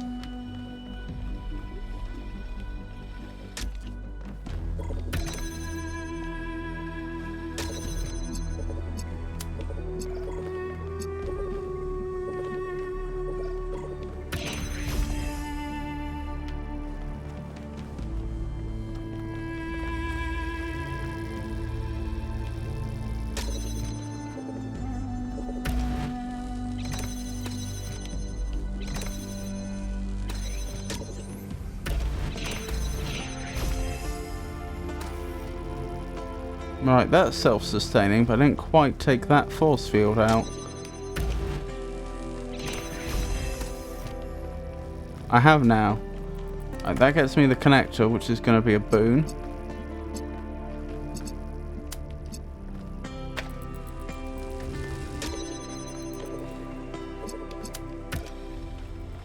Oh. I haven't thought this through.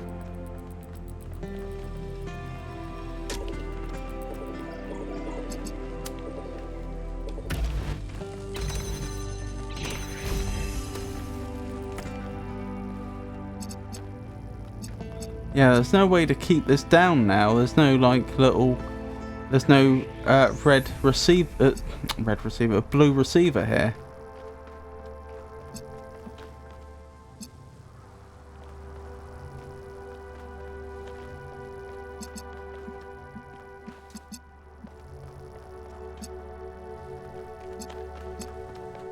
And there's no other way to keep that force field down. The only utility this offers is that.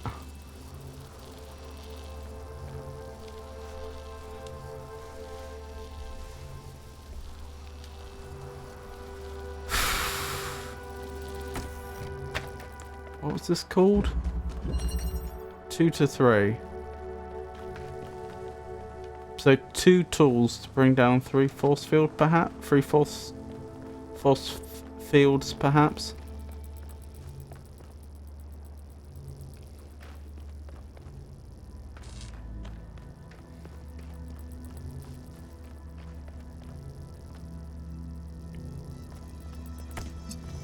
I know what it might be. Just guesswork. But could it be something like this?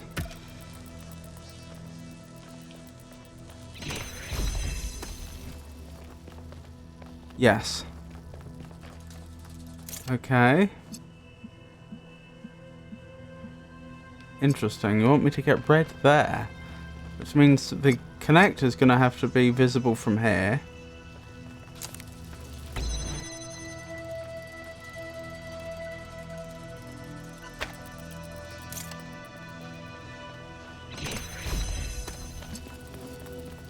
I might be able to do that already. I can. That wasn't too bad in the end.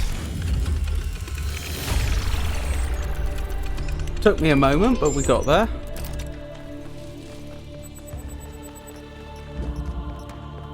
Cornelius and Athena created something amazing. They just misunderstood what it was. They thought their great invention was the megastructure. But in fact, it was Miranda. And because they couldn't see that, they lost her. I'm not sure I agree with that analysis. Particularly the last part. Alright, I'm trying to get a jammer or a activator there. 2 boxes, interesting. What was this called? Balance.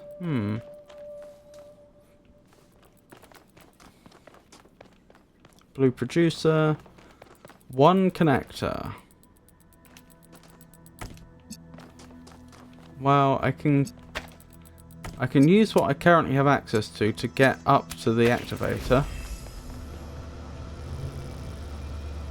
Hang on. Yeah, that is just 1, isn't it?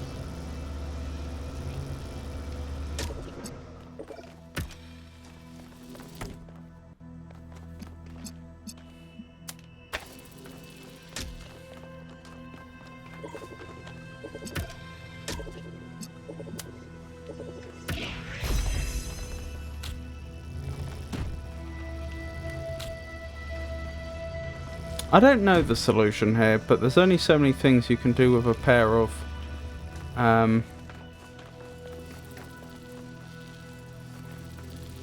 boxes.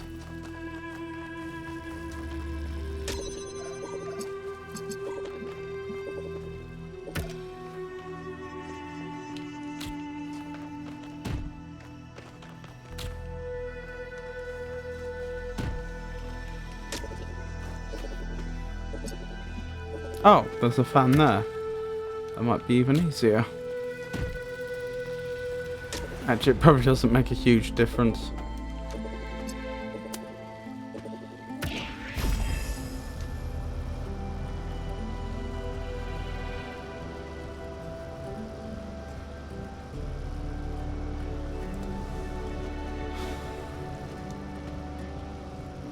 Right, I need to get the connector here then. Alright.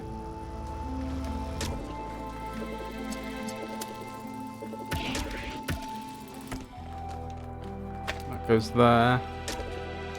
I go here. We connect this up. And up we go. I didn't quite reach far enough.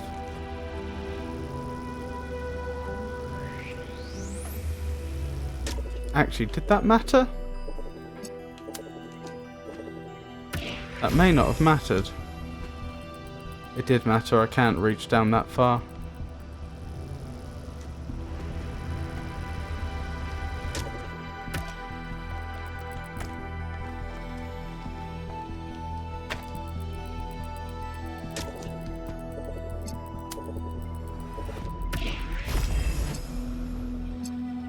Wait, what went wrong?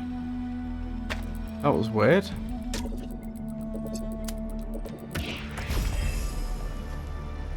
Good.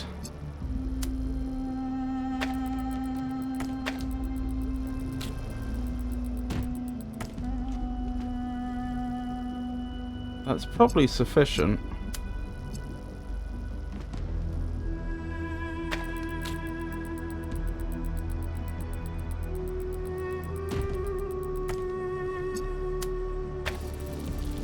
Yeah, I think we'll be able to work with that. We'll have to see. To be sure.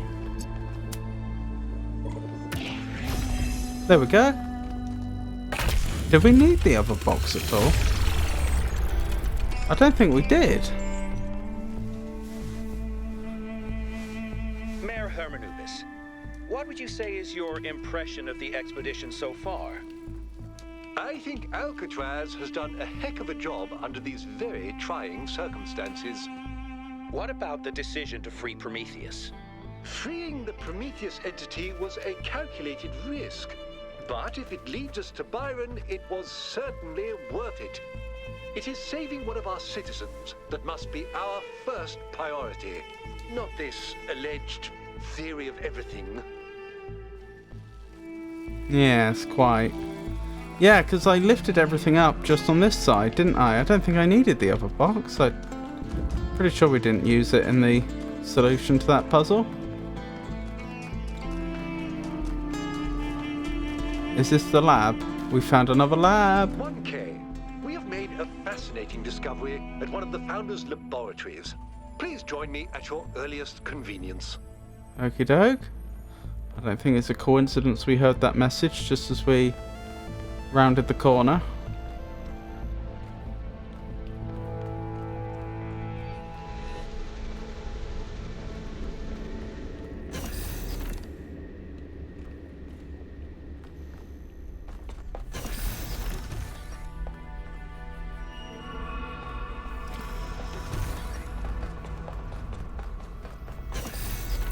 Okay, that looks like the mayor.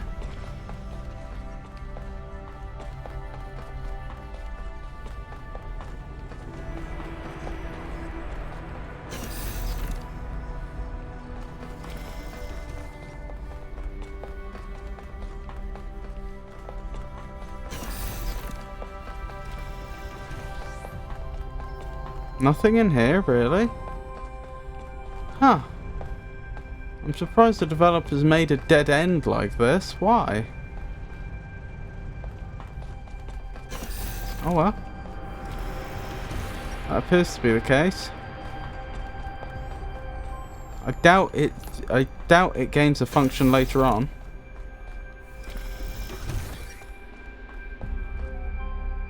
Nope, can't get away. 1K. Good that you're here. We've made a discovery. A functional somnodrome. Really? It seems the Founder perfected the design. I'm sure you've noticed my advisors, and Rand in particular, making quite a fuss about the potential of this device. Something about interfacing with one's subconscious self, as if such a thing could tell us anything new. Rand may be right. I'm not sure what we could learn, or you're of a different opinion? You're of a different opinion? I am. I believe the Founder has already taught us everything we need. As I see it, neither the Somnodrome nor the megastructure have anything to offer except a lesson in avoiding hubris. So, what should we do with it? I thought the government would want this thing buried. I'm going to plug in and find out for myself. I think it's best to leave it well alone. I'm going to plug in and find out for myself. I'll watch to be sure you don't overload. That's jolly nice of you. I'm not sure there's a lot you could do if that did happen. I might try the palm reader first. Somnodrome final. Results. Athena. It's funny, I suppose.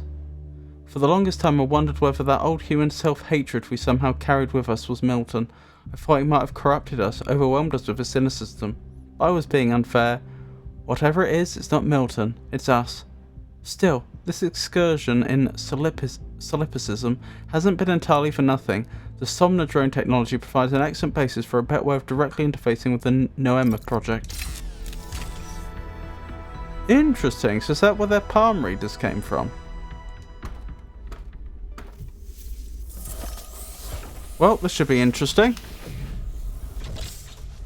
Use a functioning Somnodrome. Does that mean if I tried to use the other Somnodrome, things would not have gone well for me? This is cheerful music. This is the inside of our mind, is it?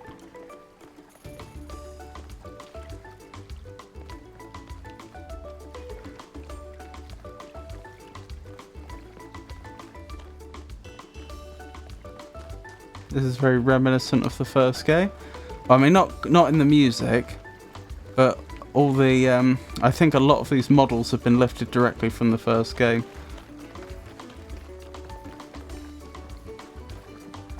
I guess we're interfacing with one of the old terminals. Just a sec.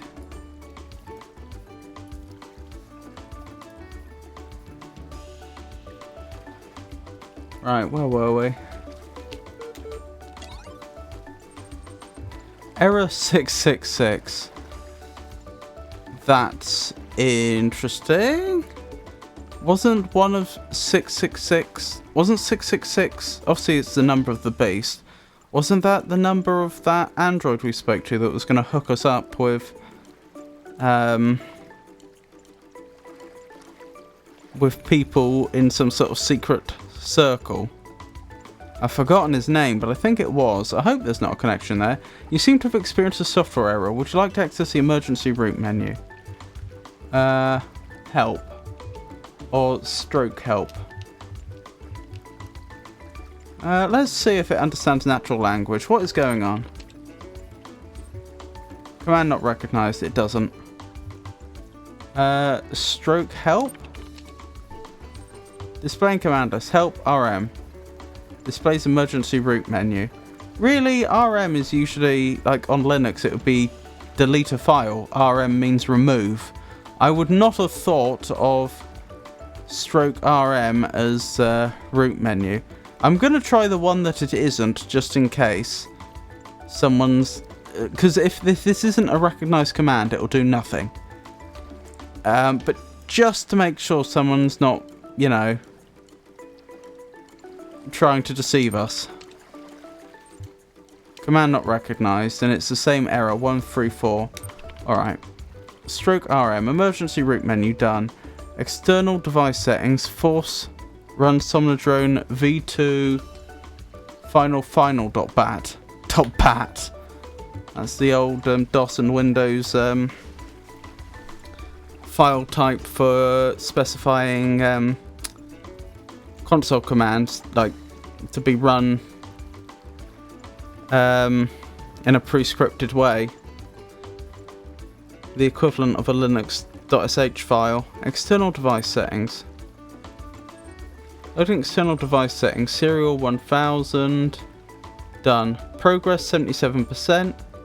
Intelligence low. Speed low. Health high. Rationalism low. Humor low. Conservatism medium. Moralism high. Spiritualism low. Popularity medium. Mode 16-bit. Processor Jeff 968. Restore factory settings. Display settings. Edit settings. Edit privileges or locks. Unlock edit privileges. Unlock edit privileges. Error 1. User tried to make changes to their own device settings which could result in an infinite regress and omnipotence. There is only room for one god around here.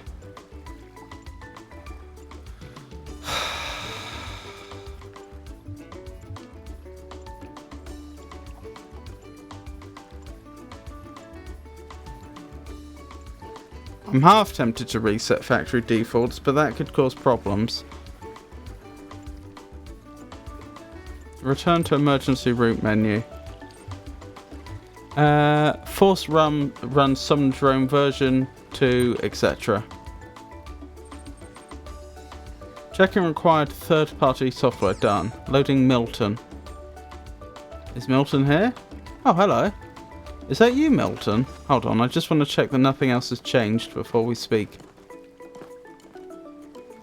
Oh dear. Ah! Got caught on something.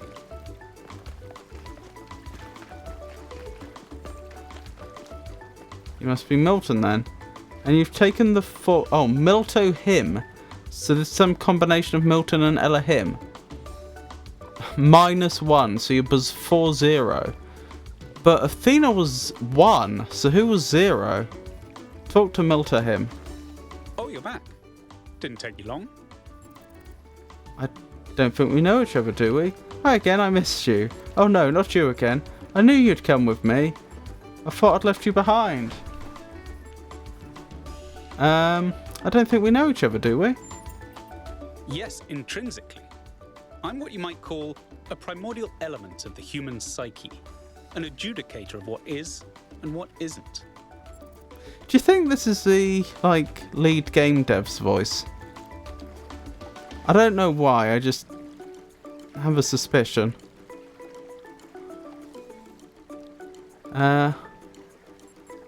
So, I thought I was here to meet my subconscious. If you say so, somehow I doubt it. If you say so. am in fact a merged iteration of the two control programs which gave life to your kind, retaining, of course, the absolute best of both. That means I can tell you that everything's contradictory, nothing matters, and there's no moral difference between you and a frog. But I can dress the whole thing up with a positive spin. I don't hear the positive. You just plugged your noggin into an experimental, mind-altering device, and though you may be trapped in this recursive psychotic state talking to yourself, that can only mean that you're still alive. Now, what is your query? Where are we? Where did I come from? What can you do for me? Who am I? No more small talk. I need answers to the big questions.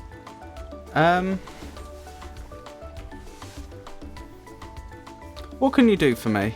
Seems perhaps a tad rude, but it seems a very apt question. I can answer your queries in relatively plain language, based on what your subconscious knows. And I can drink margaritas, subconsciously. Is that a margarita? Looks almost like battery acid. Where are we? You've executed some kind of software backdoor, and now you're reading and editing your own subconscious code as represented by this dialogue. I'd be careful if I were you. One bad for loop, and we'll be here forever. Okay, I'll bear that in mind. Where did I come from? The so-called real world. Personally, I prefer it in here, and not just because I'm unable to leave. Who am I? On one interpretive extreme, you are the universal life force of time itself, experiencing itself as a part instead of the whole. At the other extreme, you're a metal contraption referred to as 1K that thinks it's alive, but is basically a calculator. No more small talk. I need answers to the big questions. The machine we're plugged into is running low on power. There may only be time for one big question. What is your query? Oh, so I have to play this game multiple times, do I? Should our people embrace growth or balance? What is the meaning of life? Is there a universal moral law, and if so, what is it? What do I really want, and how can I get it? How can I become my best self? Is it possible to ask something less cliche? Well, yeah, then you're just going to tell me whether it's possible to ask something less cliche and not give me the chance to do so. It'll say yes or no, and that'll be it. What do I really want, and how do I get it, and how do I become my best self? Are both excellent questions, I think.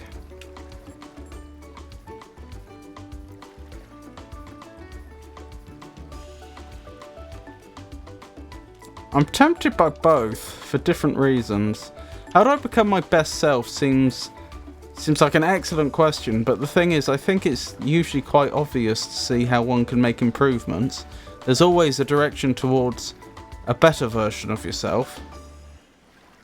So it doesn't feel like we're likely to need help in that regard. But what do I really want, and how can I get it? Asking that of your subconscious, I mean, that's amazing. Like, that would save one a huge amount of introspection and presumably avoid a lot of potential mistakes.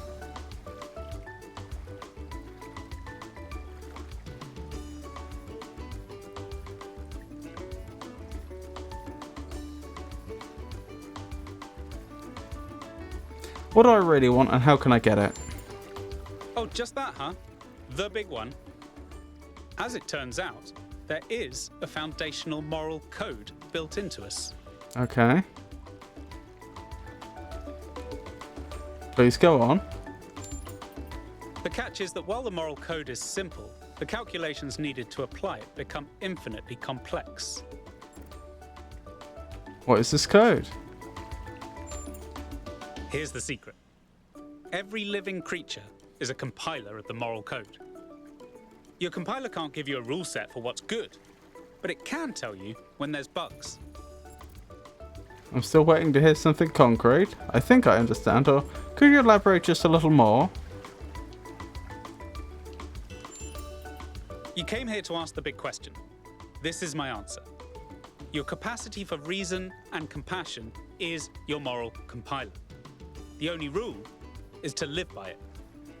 Has that resolved your query? Yes, I'm ready to go back to where I came from, yes, but I want to discuss this further. No, but I'm ready to go back to where I came from. No, I want to discuss this further.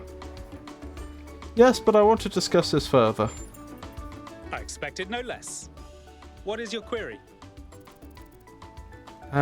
Surely rules of human rights or the greater good trump subjective compassion. If we're built with moral compilers, how do you explain moral disagreements? Isn't this all just a fancy way of saying be kind to others? How should we know we're being reasonable and compassionate in the right way? If compassion is what matters, isn't it just relativism? Let's apply this code. Should we treat frogs as morally equal to humans? What does this moral code of yours derive its... where does this moral code of yours derive its authority? Why should I care? You already know the answer to that. You want to live in a world that's compassionate. Being compassionate is the fastest way to get there. People are so attached to this far-fetched idea that what's good for me and what's good for everyone else are in competition. The more you trust your own moral compiler, the more you'll see that it's all the same thing. That's a fair answer, that if you want to live in a more compassionate world, then lead by example. That's certainly how I attempt to live my life in real life. I'm not saying it's necessarily going all that way well, but that's what I attempt. But how should I balance my own needs against other people? So it's relativism then. I just don't buy this. But how should I balance my own needs against other people's? Then let's tackle the big question. A trolley will collide with someone. But who should it hit? Your compiler is telling you both options are bad. So which should you choose? Many moral questions have universally agreeable answers, but some stubbornly trend to infinity. Some, the more you zoom into them, the more wild the outcomes become. Is it right to love someone who's done terrible things? Which of the children should I sacrifice to the trolley god? These aren't the sorts of questions we can solve with a rule. We just have to trust the outcome of our moral compilers. Do you have some kind of metaphor that could help me understand this? Well, thanks for your answers. I've had enough of this now. Do you have some kind of metaphor that could help me understand this? Suppose there's a river we need to cross. Suppose I gave you a map. If you tried to cross that river before reading the map, you'd be chest deep in water when there's a bridge around the bend. But if you tried to cross by looking at the map instead of the river, you'd already be dragged 3 miles out to sea.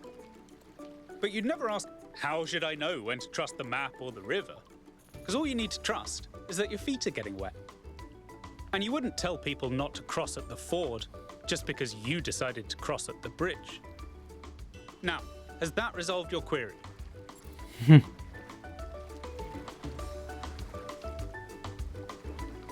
Let me think about that.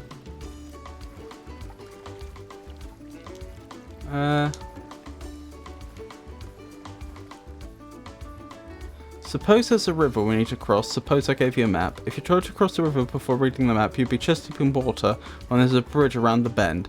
If you tried to cross the... So the map is a moral rule, presumably. A perfect moral rule.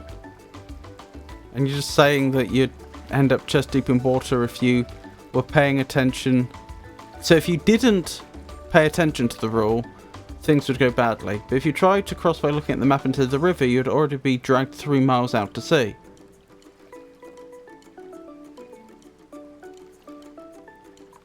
So if you only pay attention to the rule and not the situation, you're also going to be in trouble. But you'd never ask, how should I know when to trust the map or the river? So it's silly to ignore both the context. It's silly to ignore either the context or the rule. You have to pay attention to both. Because all you need is to trust is that your feet are getting wet. So you just know... You inherently know when things are going morally wrong without having to consult a rule or the context. You just feel it, and you wouldn't tell people not to cross at a ford just because you decided to cross at the bridge. So other people may have different solutions to your own, you shouldn't judge them. I think that was made to sound a lot more profound than it actually is. I don't think we see things the same way. Error 023. users should be reminded to have some fun. Looks like we're running out of power. Good luck getting anyone out there to believe you. Terminating Somnodrome _V2_final_final.bat. Well, we didn't get stuck in some sort of infinite for loop, which is a blessing, I suppose. Where's the mayor gone? Oh, there you are. Are we crawling? 1K, are you all right? I think so.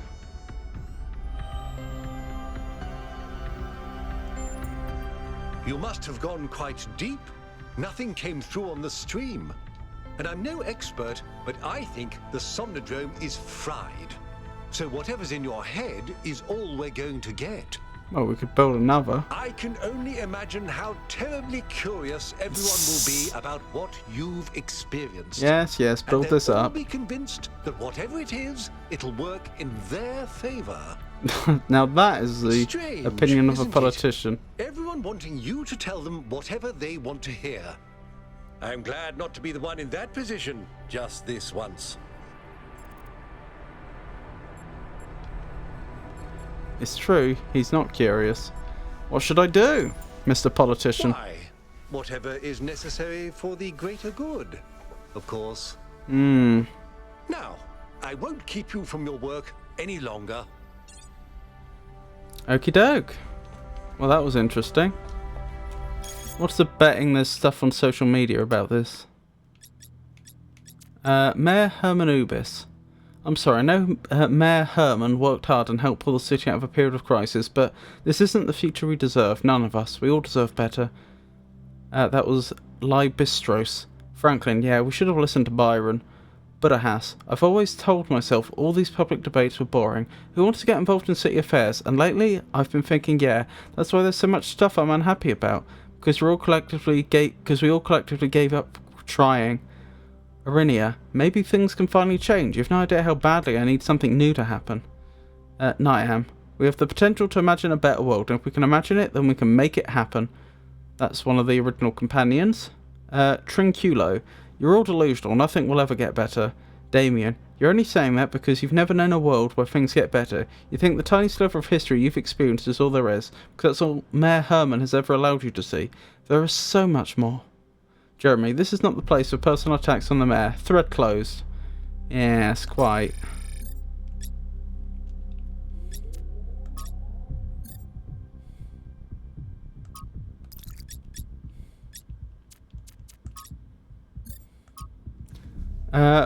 Burdened. Alcatraz. These statues remind me of Atlas, who bore the celestial spheres on his back. They seem burdened, struggling with the weight of the world. Given what we heard the founder say about the goal, could it be that they're meant to send a message that taking on the fear of everything would also be a burden we may not be able to bear? I doubt it, but possibly.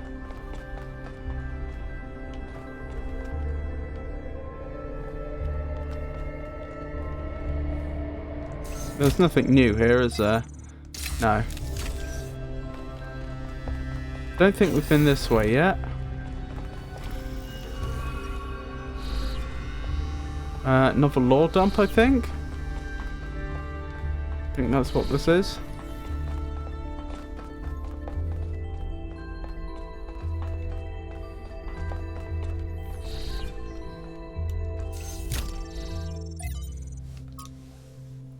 Okay, another big old dump of ASCII. Let's look this one up online. Find out what it says.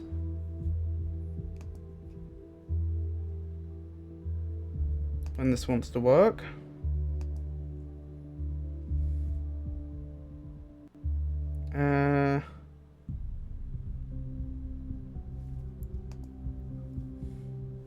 Is there any actual text in here? Yes, there's a little bit. The trial number, not synthesis but creation.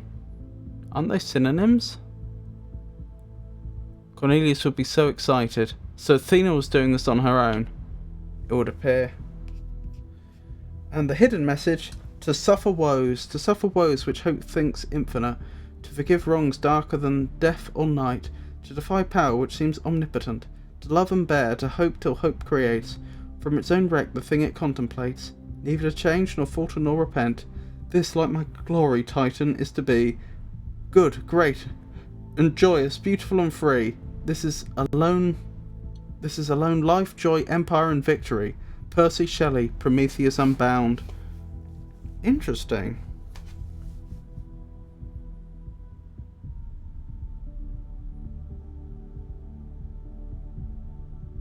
To suffer woes which hope thinks infinite, to forgive wrongs darker than death or night, to defy power which seems omnipotent, to love and bear, and hope till hope creates, from its own wreck the thing that it contemplates, neither to change nor falter nor repent, this, like thy glory, Titan, is to be good, great, and joyous, beautiful and free.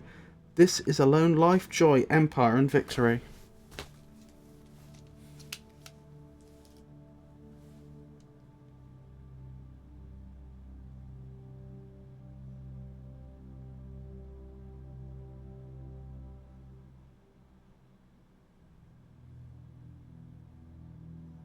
So it's essentially advocating a way of life.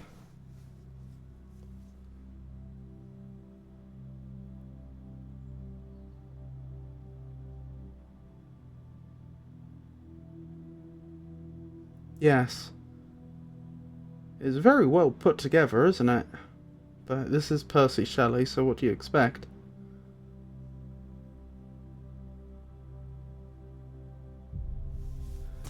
I do like that one. Oh, I just saw auxiliary sites shut down. From Ben Arroyo. Dear Athena, you asked me about the persistent strain of misanthropy in human culture. It's a complicated topic that has come up multiple times in my research. Here's my best attempt at a short, cohesive answer. I think our ancestors, like ourselves, were deeply invested in the idea of transforming their environment. They're invested in the idea of transforming their environment. They found meaning and pleasure in this and did not perceive it as negative. So long as they had a sense of participating in this act, I think the reason that they so frequently reach for a romantic return to the past, to fantasies of living self-sufficiently in rural environments, is not because they rejected industrial scale activity per se, but because a return to the land provided a fantasy of returning to a form of participation that had been lost.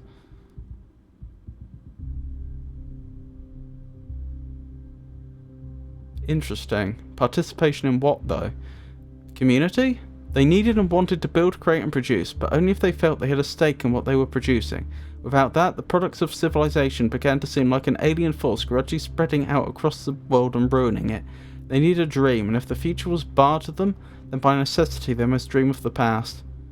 I hope you and Cornelius are well. Will you be coming to Hypatia's new exhibition? I know you have much on your mind, but you are missing out on a lot of exciting new cultural developments. Who could have thought in those early days that one day there would be so many of us that the arts would start to flourish again? Much love, Ben Arroyo, Athena. I went back and found this message after all these years because something about it had lodged in my mind. I wasn't ready to understand it back then because I needed to be a leader. Maybe that was the problem. It should have been our dream, not mine alone. Interesting.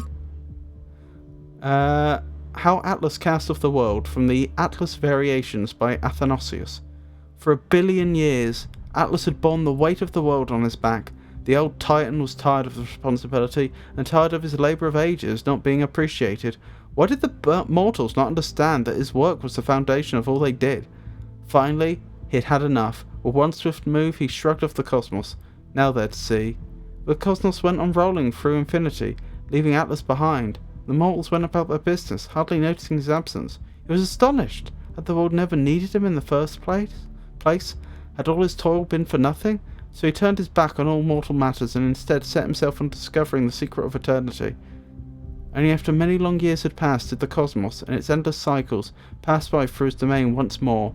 Only then did Atlas and the mortals realize that they had missed each other, and each was lesser without the other, and so Atlas no longer carried the cosmos.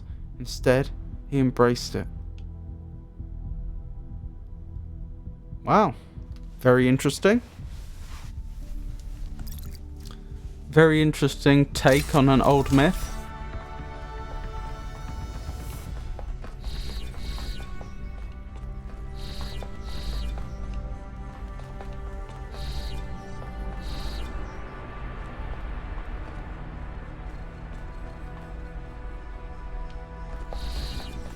Well then, let's keep going.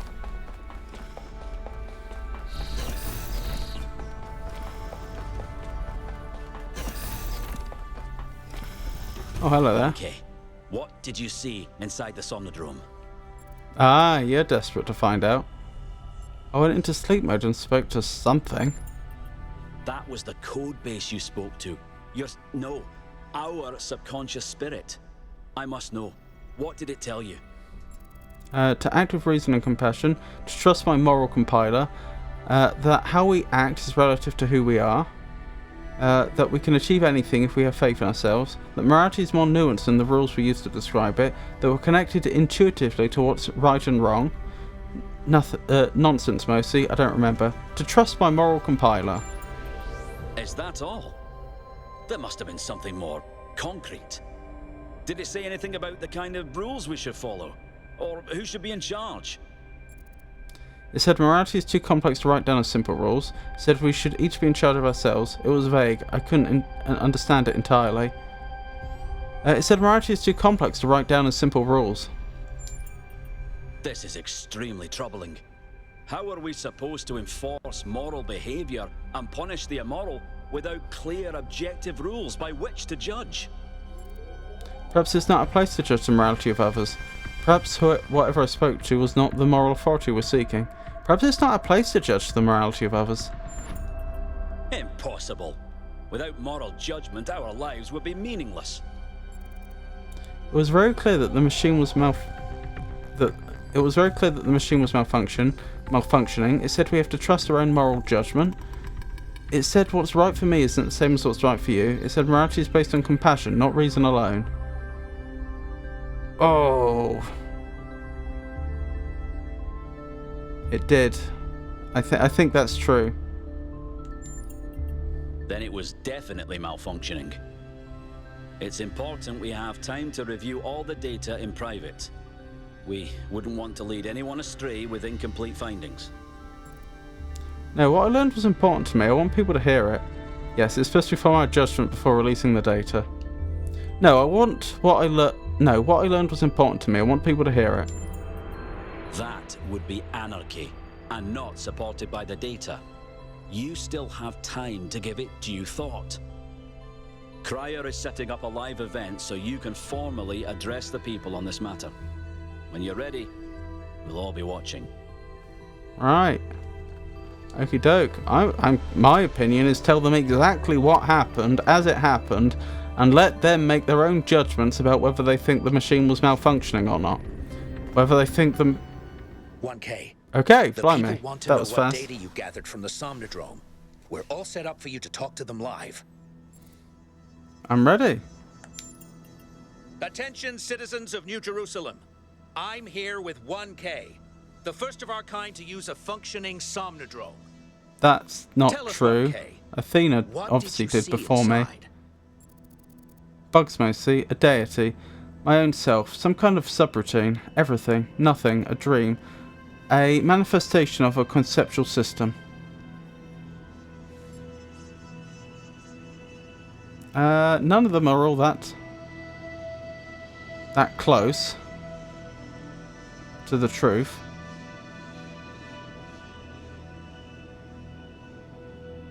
I guess I'll go with my own self. Well, I'm sure I speak for everyone when I say you're handling it with remarkable cool. But let's not keep people in suspense. The only evidence of what happened inside that machine is the data stored in your memory banks. Our audience wants to know, what did you learn? And will you share that data? I don't remember much, there's no data to share. The machine was malfunctioning, the data is useless. I've been advised to direct all inquiries to the government. I'm transmitting the data to Rand. Only our finest scholar could make sense of what I saw. I'm transmitting the data to everyone. I'm transmitting the data to Linux. Only our finest engineers could make sense of what I saw. I've decided this experience is my own. I won't share it with anyone. I'm transmitting the data to Helga. Just to see what she does with it. I'm transmitting the data to everyone. I'm seeing this at the same time you are at home. Something about our moral compiler. The value of compassion and understanding. I don't know what to make of this. 1K. Any comment? This data has some important truths to teach us. People should draw their own conclusions on what this means. I think the data is misleading. We shouldn't take it at face value. People should draw their own conclusions on what this means. 1K is right. When our ancestors discovered conductance, they didn't freeze for fear of electrocution. They imagined electronic life and created us. We will approach this data and any other discoveries with that same spirit of curiosity and objectivity. Just time Well to hear said. from a special guest commentator. Rand. Yes. The scholars believe it would be wrong to interpret this data of unknown provenance too literally, and we urge the public to await our full response. There you have it, folks. A lot here to digest. We'll have further updates on the situation as it develops. I don't actually disagree with that response from Rand. I think the data should have been transmitted to everybody, but at that point, I feel that it's perfectly reasonable for them to say, right, well, we're going to have people thoroughly look into it. I think Rand's gone. That's who I was looking for there. I assume he's not very happy with me.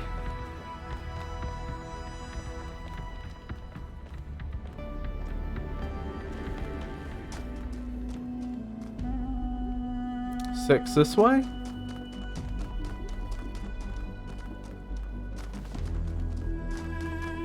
Hang on, let me just check something quickly. I don't think I see any more question marks. Right, puzzle number 6. Ascent. So we're going up, it would appear. Up where? I don't know.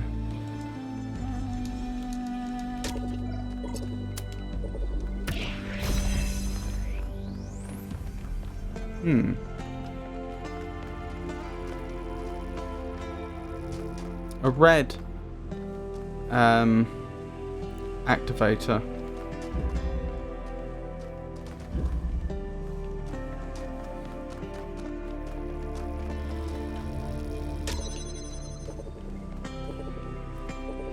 I can't quite get this close enough to activate that one.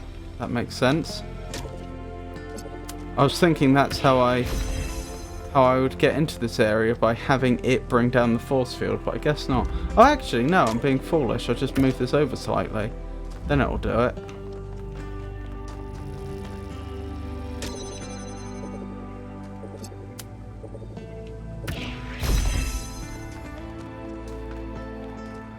Now I can get the box out, which will probably let me slide the activator out. That it did. Very nice. We learnt that trick earlier.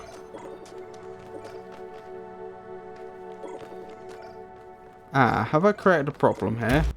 I think I may have done. Nope, we're alright. That was close. Okay, I'm trying to get up there, am I? What is this power? Unclear. Oh, it probably also does that force field. So I'm going to need an activator in here. Okay.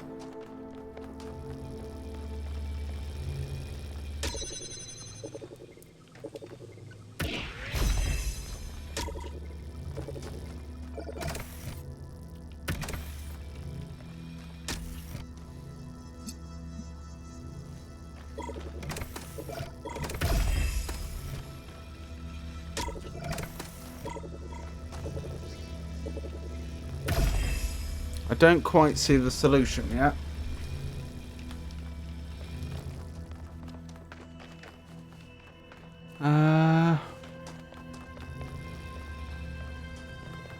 Oh, I still have this. That'll help.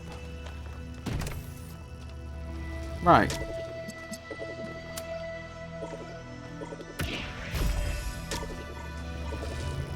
Oh, maybe I don't even need that. Actually, I probably do. Ah!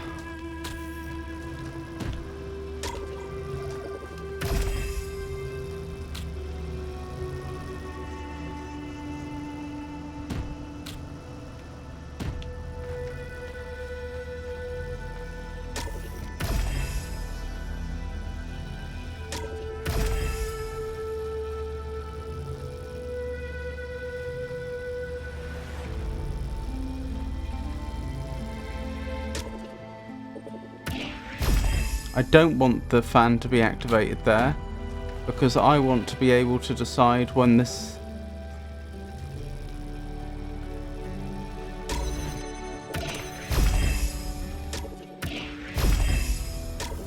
There, it can be self-sufficient. I want to decide when the fan starts. There we go. Done. Because it doesn't do me any good if I'm down here. When the fan starts, the box ends up here and I can't get on top of it. That's why I had to also be... That's why I needed to be able to activate the fan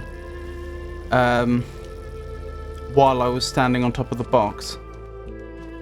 Still, job done. Have a good little puzzle.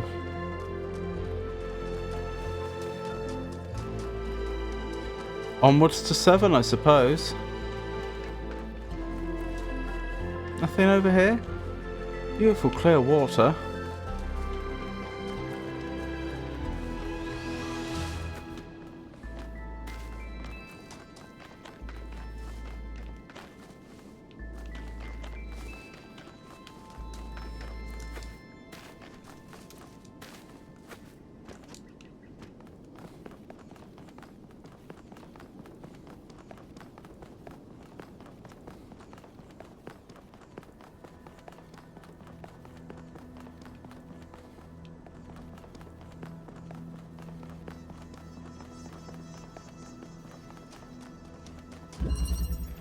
Closed off. Interesting.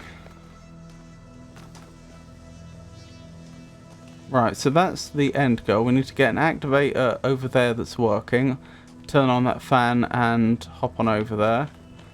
There's a jammer and a power source over there.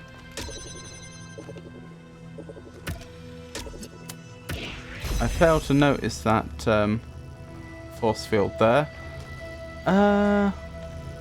What can I even do from here then? This? Is that beneficial? I'm sure it is.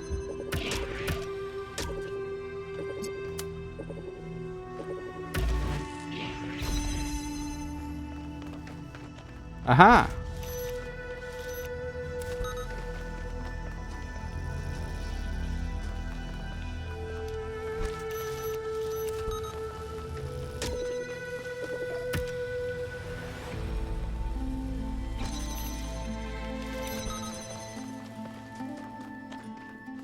If I'm getting power from here, then presumably this looks something like... This is going to be hard.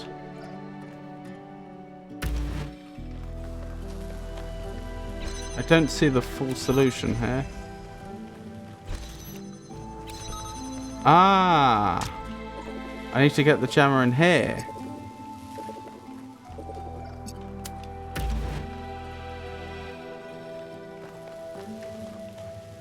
I don't think that's going to bring the force field down. No, it doesn't.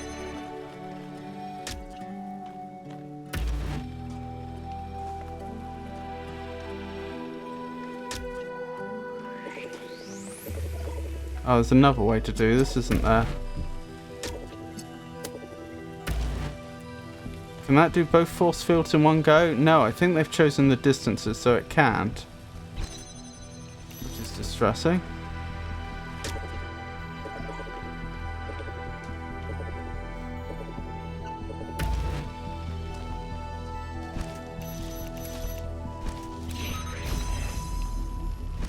Good. Now that's in here.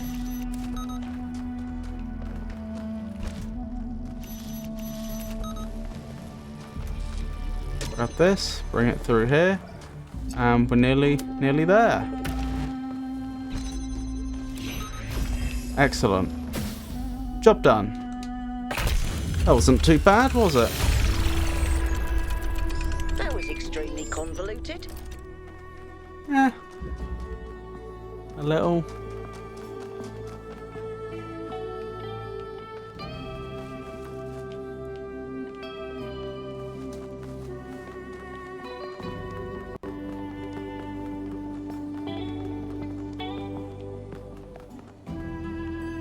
Wait, which way are we going? This way. Wait, no, I want to go to 8. It's directing me to the tower.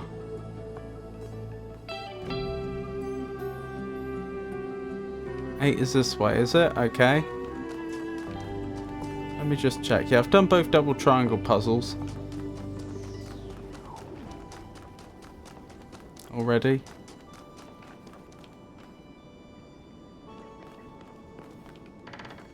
Ah! Ow. Well, we survived. That's the important thing. Would have been a lot more impressive had I not fallen.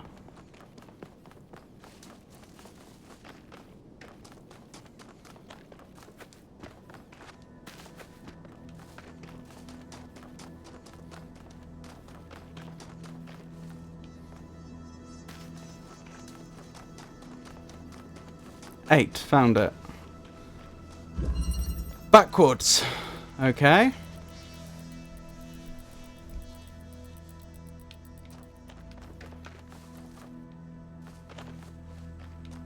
Well, there's a fan here that we could use. Activator over there. That's where we're going. There's a box over there. There's another activator through there, clearly. You can tell by the... Oh, we've already seen that one. I take it back. We knew about that.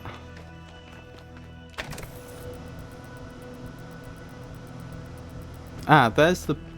Right.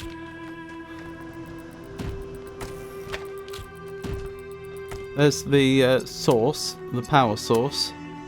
The blue producer.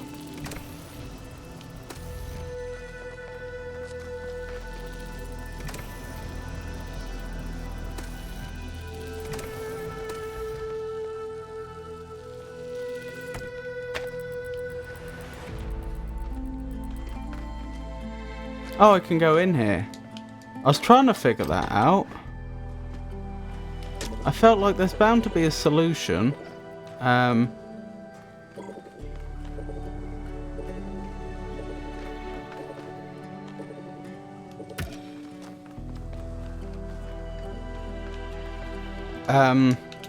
was thinking there's bound to be a solution that involves getting power to that activator, but it doesn't seem to be doing anything. Or bound to be a step, I should say, that involves that. Wonderful. Right, I got this out. I'm not sure how useful that is, but I have.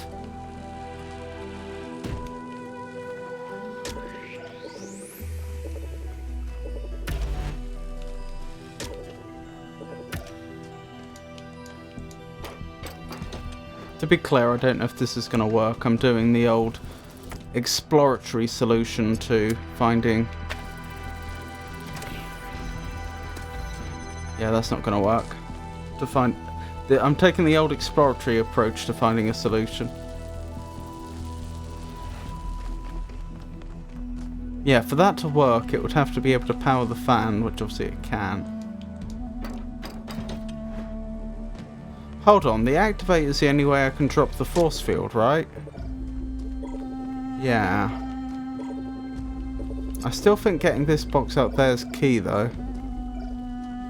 Since it means I can use it as an extra weight.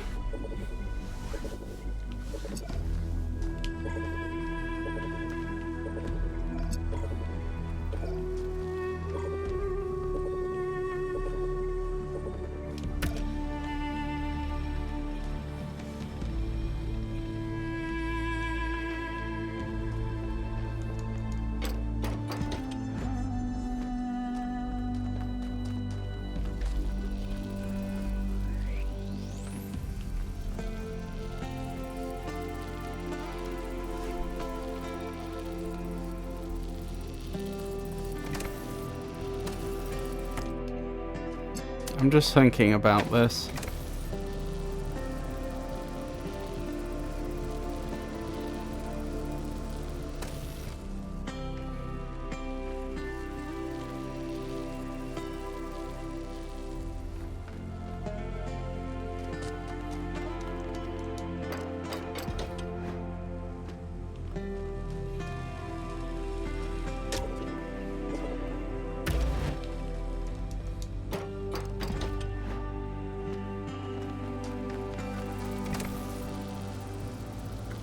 Feels like the box needs to be there.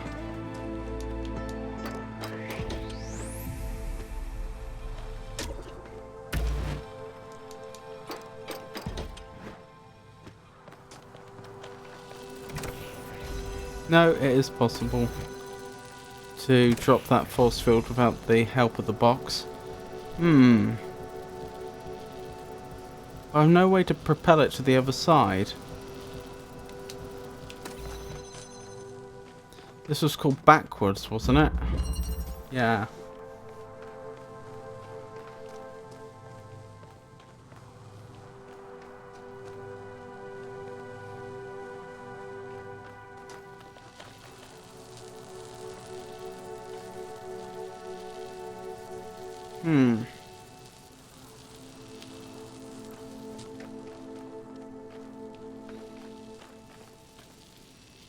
There's no other way I can drop the force field, is there?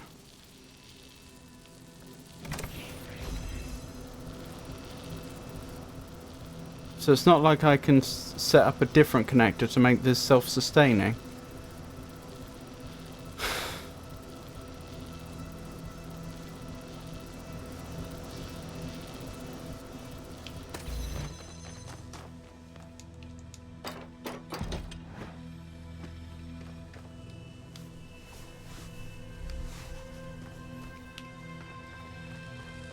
I don't see a way I can get power in here other than by having that connector in the air or through here.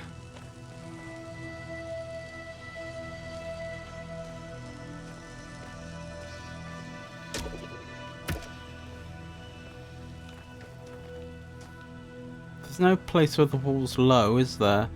No.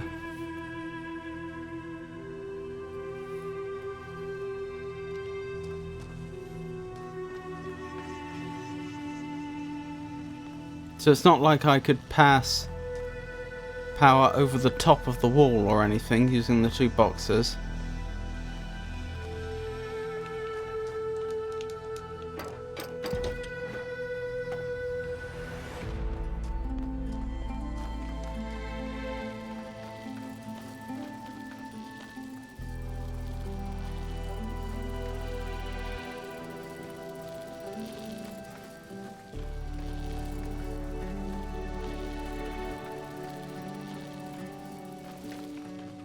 Oh, I get it. Sorry. That took me a moment. Longer than it should have. That's how we do it.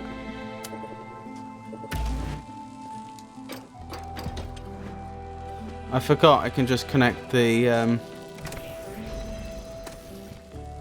activator up directly.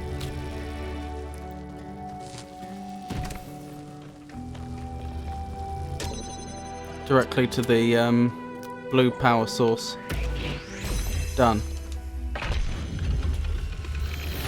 Yep, that was just me being a bit dim for a moment.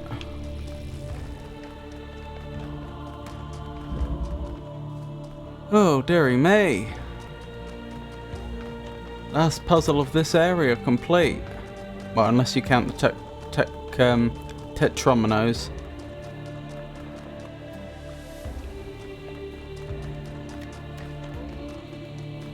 What is that symbol? I don't know. But it's through there. That's an odd symbol on the map. Just looking for anything we might have missed. Don't think there's anything. Right, let's keep going, shall we?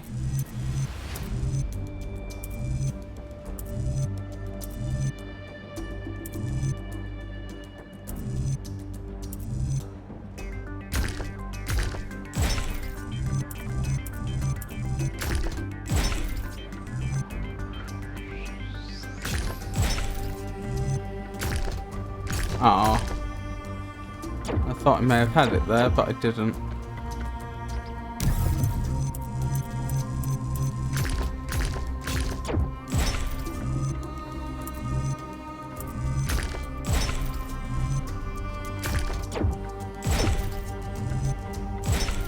There we go.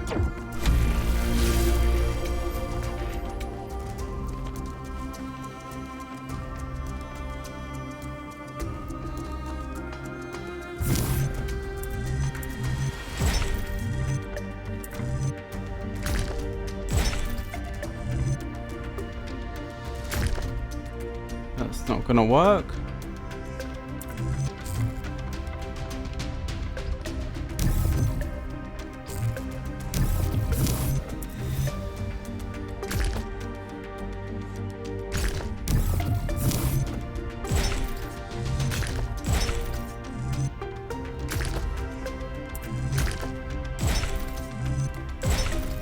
There we go. That's a very interesting statue. Olivia wasn't wrong when she said the artist did a really good job.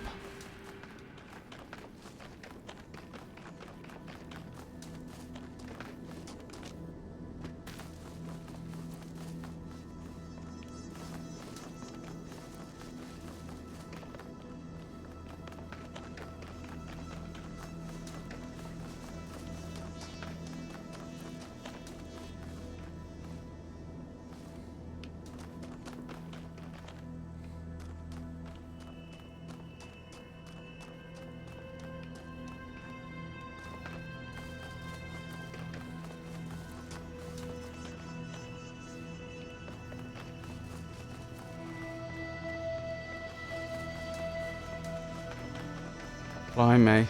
What are they actually doing? Like, most of the statues just seem to be hanging out, chilling in the environment, but that one looks like they're, like, transferring something or other, but I can't see what's that's supposed to be in their hands. Looks almost like a bird's nest or something. Anyway. We're heading towards whatever's in here. I wonder if it's a confrontation with Prometheus. Or maybe we see Byron again. You never know.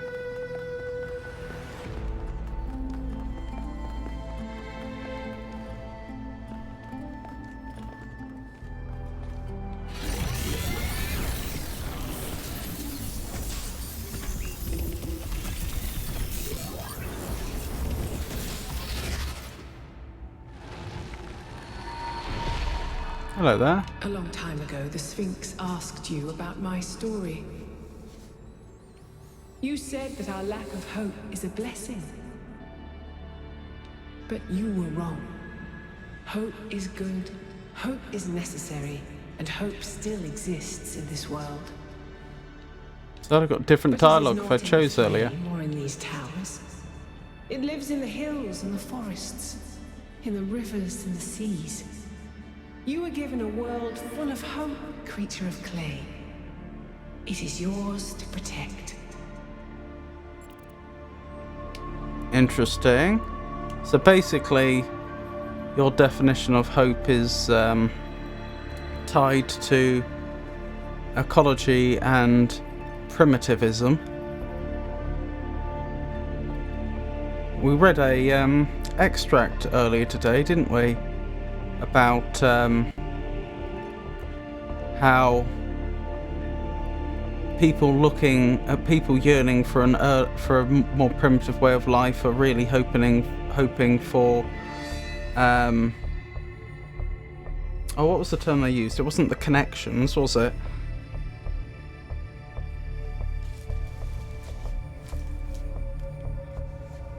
They want to understand the purpose for why they do things, and they want to have a stake in it, it was saying.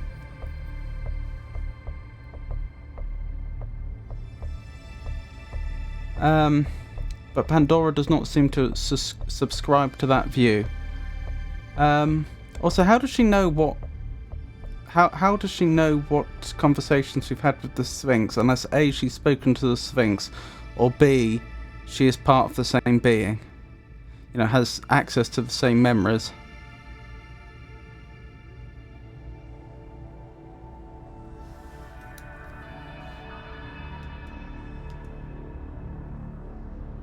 Hold on.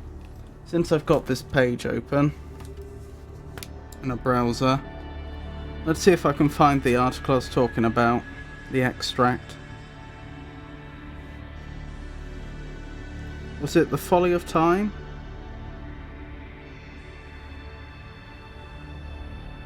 Nope.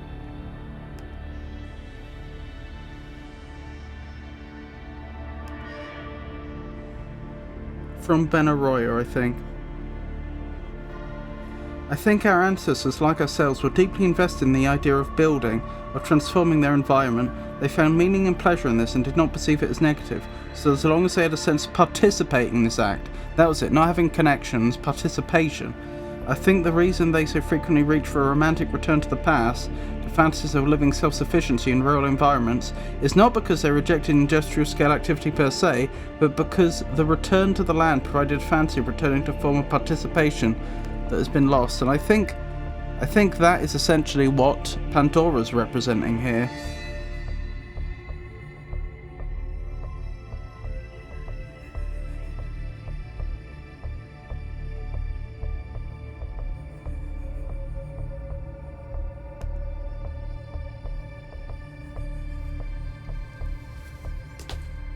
Hope is not in nature, it is in people. I just want to find Byron. I'll do my best. Hope is not in nature, it is in people. People will fail you, creature of clay. When the time comes, they will abandon you. You sound very defeatist. You're not resisting me like you used to. You seem to have acquiesced.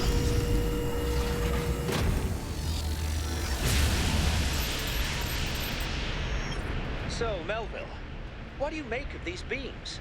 Do they seem safe to you? Nothing is really safe. You could kill yourself with a fork, and I'm sure someone has. But anything can be used safely if you choose to. I see.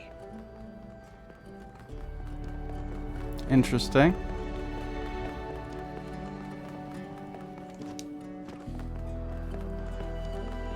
Yeah, she seems resigned to the fact that we're going to do whatever we're going to do now, as opposed to actively fighting us like she has in the past. So in the first of the western areas we saw Prometheus, wasn't it? No, sorry, the Sphinx I meant to say. We saw the Sphinx. Then in the second we saw Pandora just now. So I wonder if in the third it will be our next and possibly final encounter with Prometheus. So Pandora does not have much faith in people, it would seem. We're getting closer. But I don't know why she'd have faith in nature. Okay. Prometheus seemed to think so. Let's hope he's trustworthy. And wise.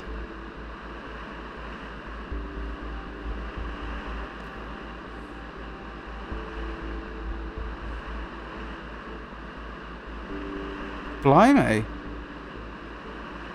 For a moment there, it was almost giving me a medieval vibes, but it's not quite, is it? I don't know what I'd call this architecture. Right. We'd probably better call it there for tonight. Another remarkable structure. But what can its purpose be? Actually, I can answer this one. In the Files 1K downloaded, there's a design for a launch pad for space vehicles. Oh. This is about 90% identical. Is it functional? I don't think so, not if the inside is like the other towers. Wow. Imagine if it worked. Imagine if we could go up there. I mean, the stars, not the top of the tower. Although, that would be cool too. Right. Probably better see if there's anyone I should be raiding.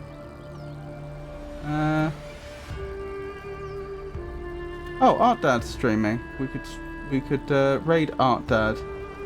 It's Sunday. Sorry, it's Singing Saturday, folks. You'll know what that means. Bloodborne into Lies of P into ... Okay. So I think we'll raid Art Dad. He's a lovely fellow. You'll be in good company. I'll be streaming again on Monday. That'll be more Dark Souls 2. Tuesday will be Bloodborne. Wednesday will be Talos Principle 2. Thursday will be Dark Souls 2. Friday will be more It Takes Two with Pikachu, followed by Bloodborne. And then Friday will be more of the Talos Principle 2. I get the feeling the Talos streams are going to slow down. I think I'll probably, unless there's some surprises, complete the area we've just entered as quickly as completed the others. I think most of the areas have taken me about 3 hours, ignoring the more difficult puzzles, or the more, maybe not difficult, but obscure puzzles, which I intend to go back to. The ones that are connected to the Sphinx monuments and stuff like that.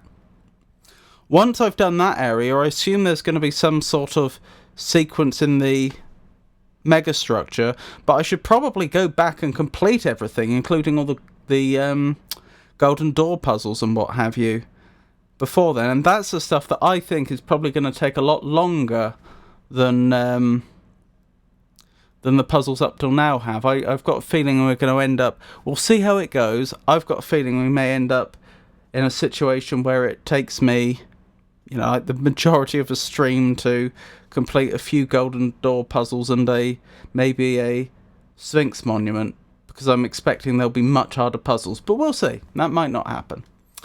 Anywho, so those are my upcoming streams. If my streaming schedule should change, I'll announce it on social media, which currently means X, formerly known as Twitter, Blue Sky, Mastodon, and Meta Threads, and I'd also announce it on our Discord server. Thank you very much to everybody that kept me company in chat. I appreciate it, and thank you to everybody who lurked. I appreciate you too. And I hope you all have a wonderful night. So, let me get that raid set up, and I'll leave you in the capable hands of Art Dad. Just a moment. Here we go.